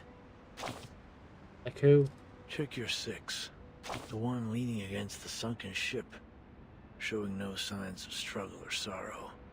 Garcia. The seawater has flooded his windpipe and reddened his eyes. Yet there he is, staring blankly at the shore. He's in his home base. He holds no hope for forgiveness from his enemies. Not in the slightest. He's a one-man army, fighting only for himself. Alone. Now, do a 360 and look again. He's been utterly defeated.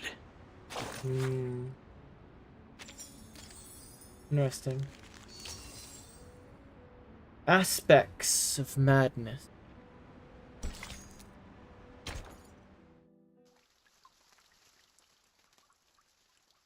We're getting there. We'll be free soon. Dear Erd, why are you so interested in the panopticon of Kamala? Dear Mr. Aleph, whether as a doctor or a writer, I simply cannot turn a blind eye to the friction around me. Especially the discord and injustice I have witnessed here in Kamala. So, I would ask of you a question. Is there any way to resolve the endless conflicts in this place?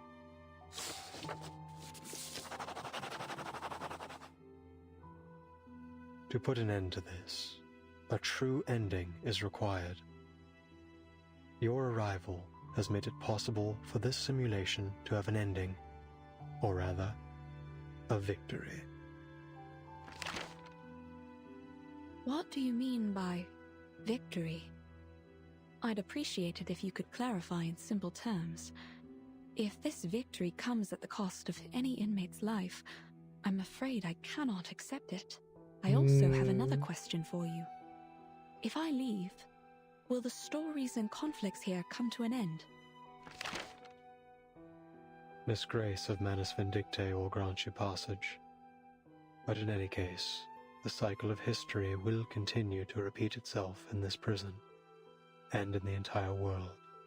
The sins of humankind will not cease until veins turn to wires, flesh and bone to geometric shapes, and the world around us twists in the colors of an oil painting. Interesting.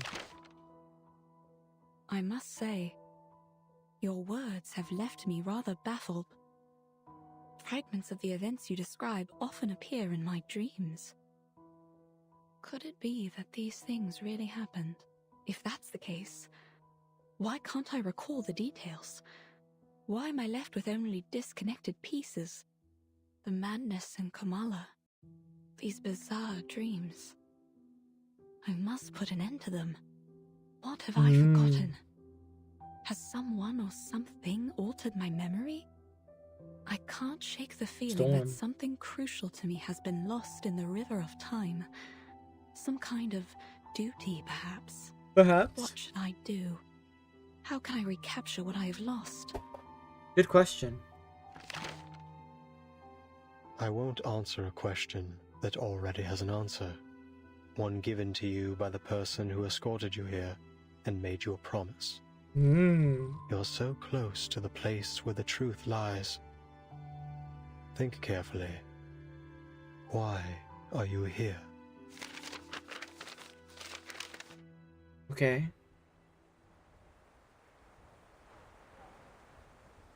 These letters we found have answered a great deal. But there's still something that isn't clear. Mr. Aleph, what exactly did the Manus promise Dr. Dorez? Good question.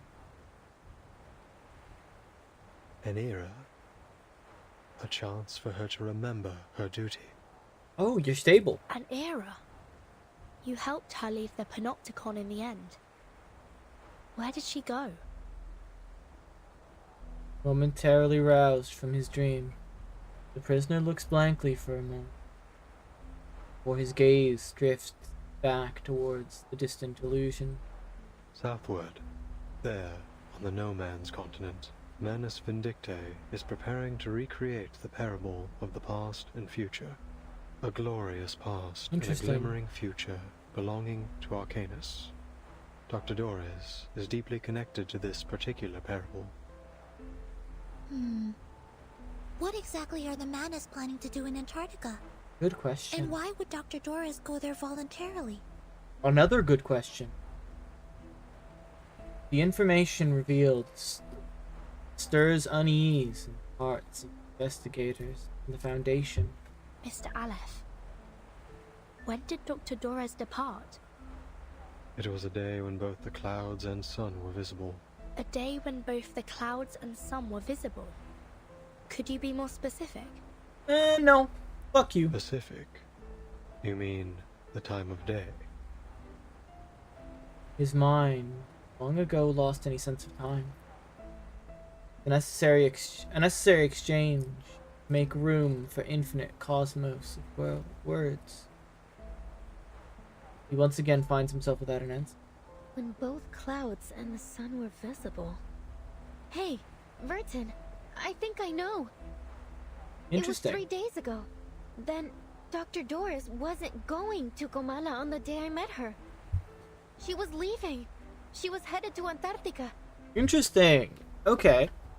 It was cloudy that afternoon, with a brief spell of sunshine, just like Aleph described.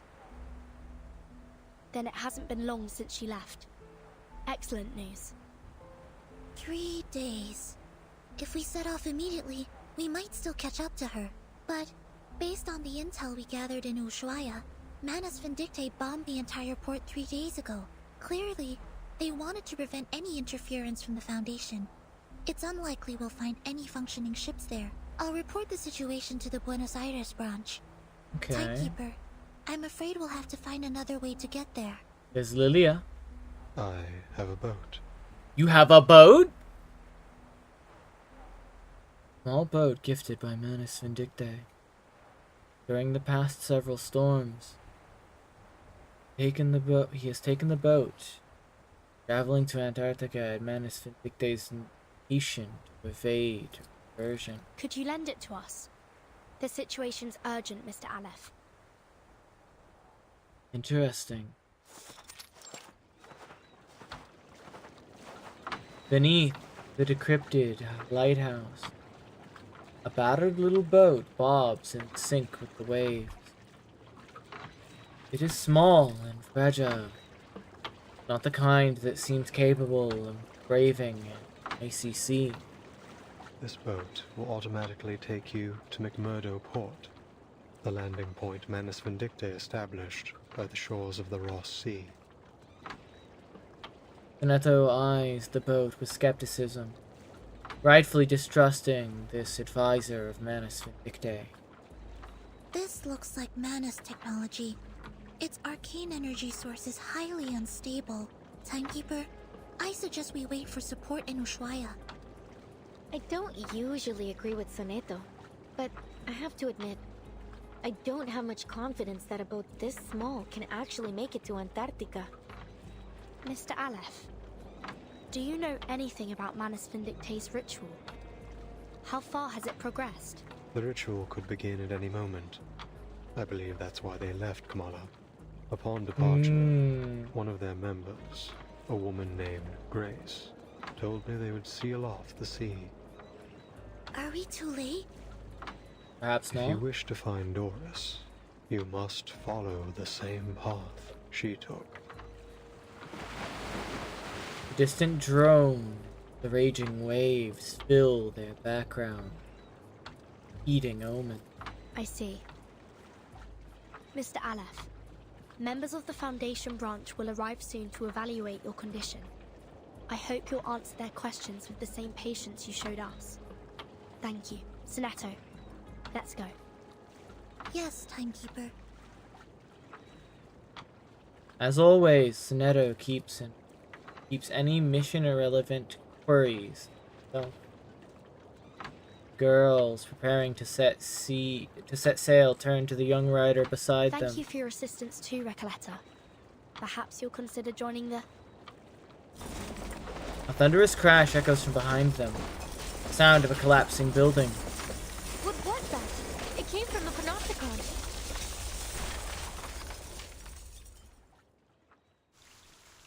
What? Did the Panopticon collapse?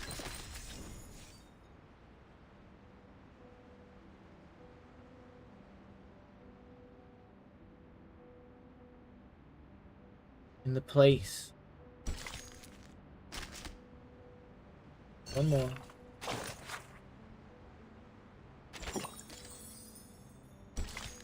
In the place of my ashes, as day breaks, the story ends.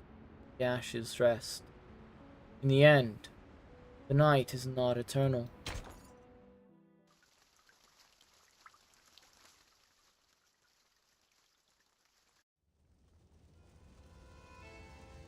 Set itself ablaze.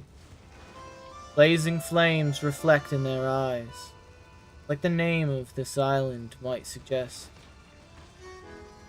A winter night stands sentinel over great conflagration as every brick of Kormala prison crumbles and falls.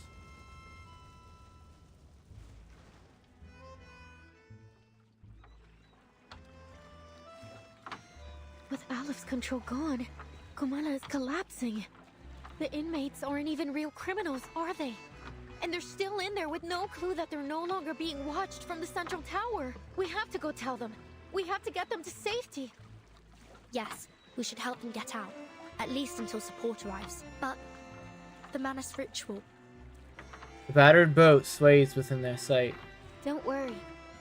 I'll go alone. Huh? You should hurry. When this is all over, I'll write to you, my dear friend. During this journey together, our teamwork has been impeccable. So, you can trust me to do this. I'm not doing it just to help you or the organization you represent. I'm doing it because the inmates are my friends. Okay. Recoleta, you're beautiful. I trust I you. love you. Take care of yourself, Recoleta. But if the storm truly is imminent, as Dr. Merlin said, then, Miss Recoleta, you'll...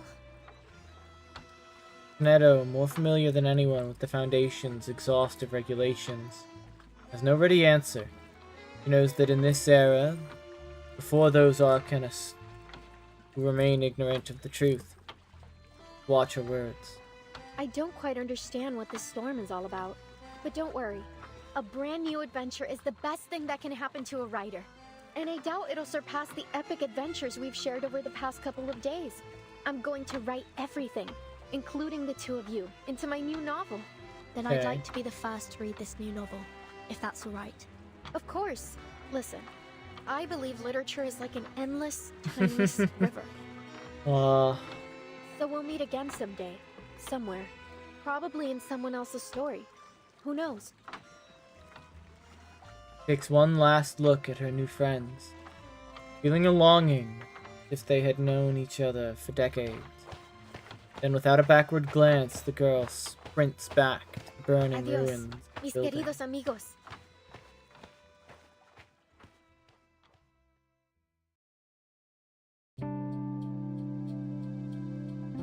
Oh, lovely.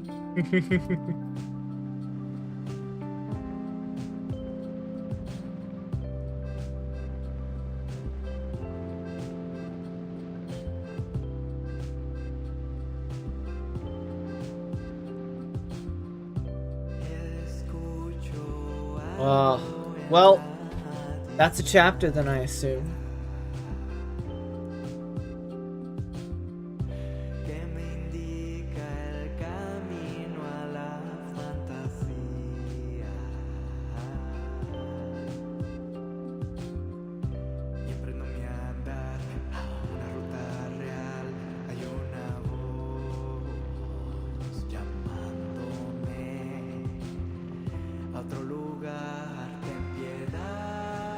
Hopefully she manages to save some of them.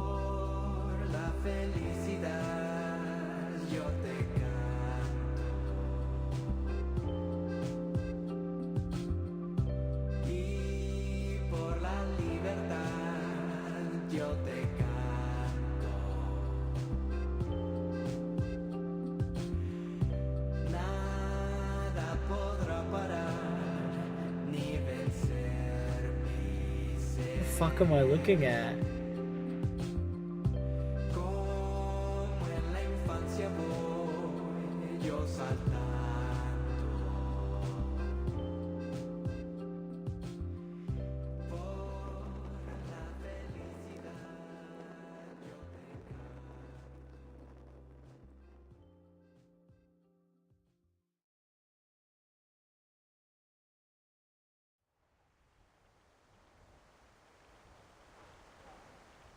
All the visitors depart one after another.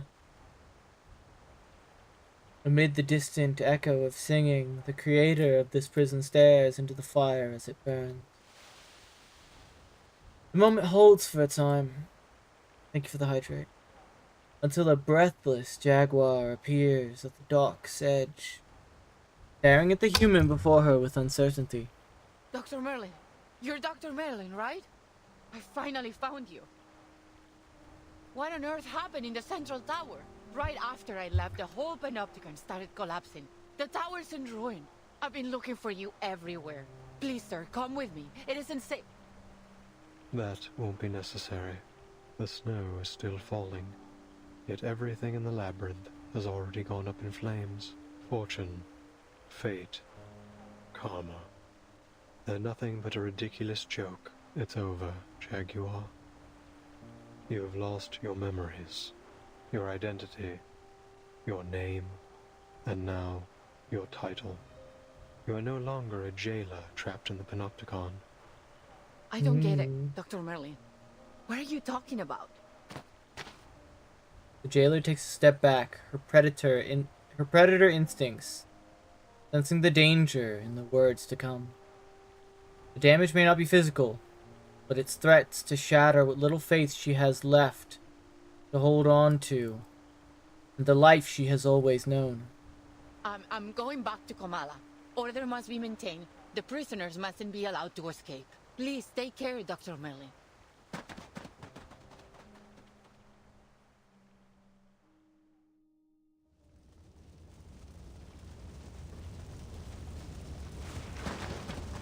Nerves torn between panic and hesitation, the jailer at last turns towards the searing flames. Hey, you! Don't run off like that. It's dangerous. No one heeds her cries.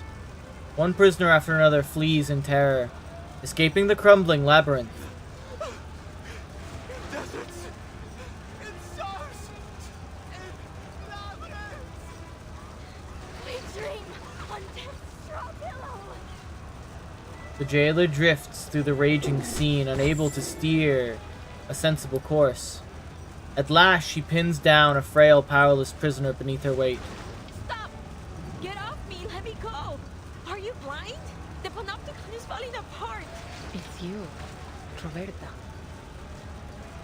The jailer recognizes the prisoner under her grip.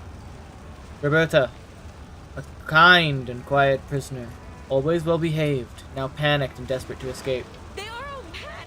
I knew it! They've been insane from the start! Their whole place is burned into the ground and they still won't leave! They're still talking and talking about things that no one cares about! I can't help them! I never understood what they were talking about! The rhythms, the factions, the ideologies. Yes, the people were nice. The idealists too, but I've had enough of this prison. I've had enough of the Panopticon.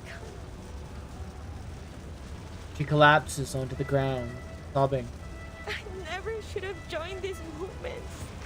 It was all meaningless from the beginning. I want to leave this place. Go to Spain or France. Anywhere but here. I want to Poor go back girl. to Elena.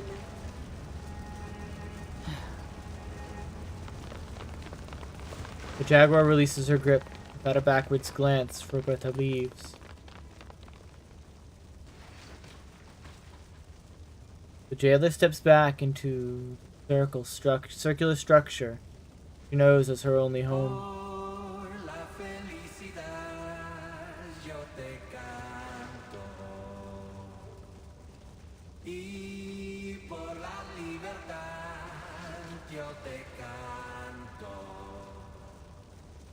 Nada podrá parar ni vencer mi ser. Dear God. Under the night sky, she sees Kamala's prison glowing like a bright bonfire.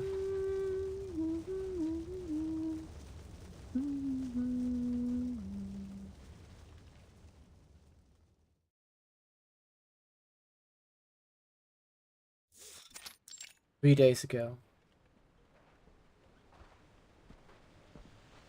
But how does literature make you feel? As though I'm a kid looking through a kaleidoscope for the first time. Well, maybe that's not the best way to put it. Perhaps something a little more Wonder what will happen subtle. to Ricoletta. The young rider drowns in the vortex of words. The blind woman walks away. Walks silently towards Kamala prison. Arriving at the dock, hidden between cliffs and reefs. There the prisoner, who answers all questions, waits her arrival. A ship sailing to an unfamiliar land, a parable of the past and future, an era that once existed and is yet to come. Is this the answer you've provided, Mr. Aleph? No, Erd. You will have to find this answer yourself. No one can help you with this. No one. I see. Stunning. Thank you, Mr. Aleph. I will remember what you've told me.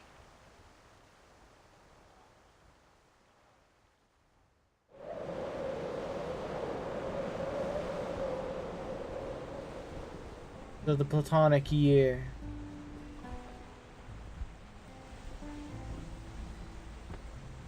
Whirls out new right and wrong.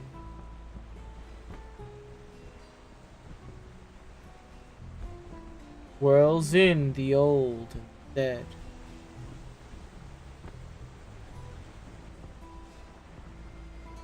All men are dancers, they and their tread goes to the barbarous clangor going of a gong. W.B. Yeats, 1919.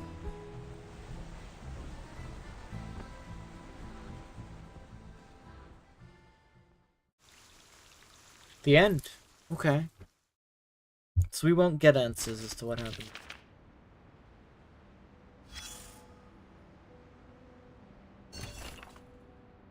In 1991, information moved at light speed thanks to technological advancement.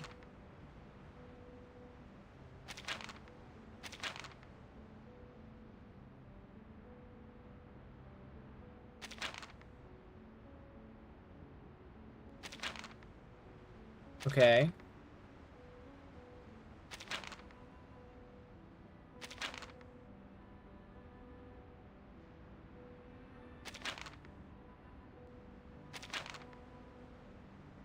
Sweet.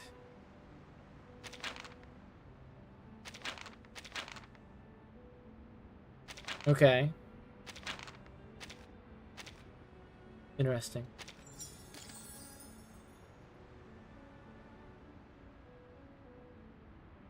The answering machine. What?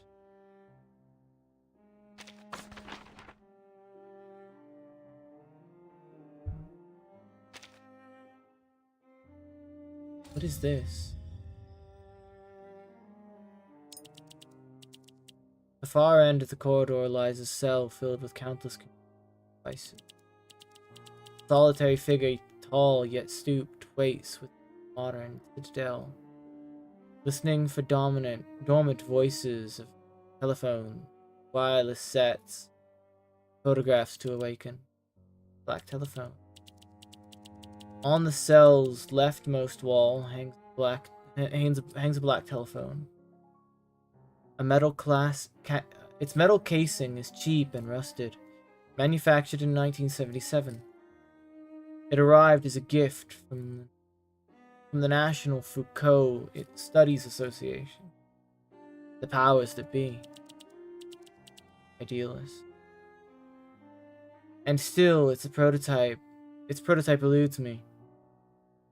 The mere replica of a perfect form. As we seem doomed to hear nothing but grievances, futility of learning, the tedium of oppression and power, we might as well name this thing bureaucracy's most miserable mouthpiece. Your choice of name is acceptable, yet still I see you bending it your own idea. Cannot keep doing this, idealist. Grasping only a fragment of a thing, and then twisting it to your whims. Round telephone. Depended on the sound. Fuck this shit. I don't care. Okay, so this is just like background on the thing. Okay, okay. Got it. Alright, well. That leads us to Paradise Regained, which we will not start. And the moist soil provide a proper humidity for But is nice to know that it is here. That was something.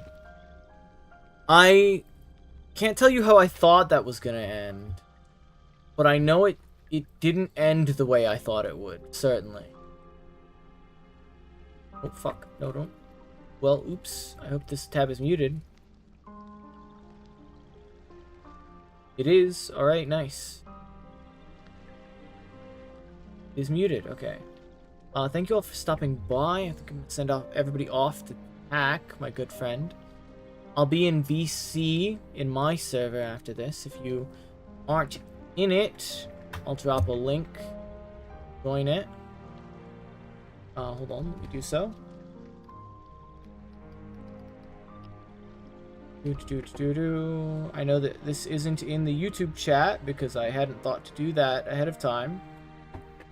But I will drop a link to it as we speak. If anybody wishes to join.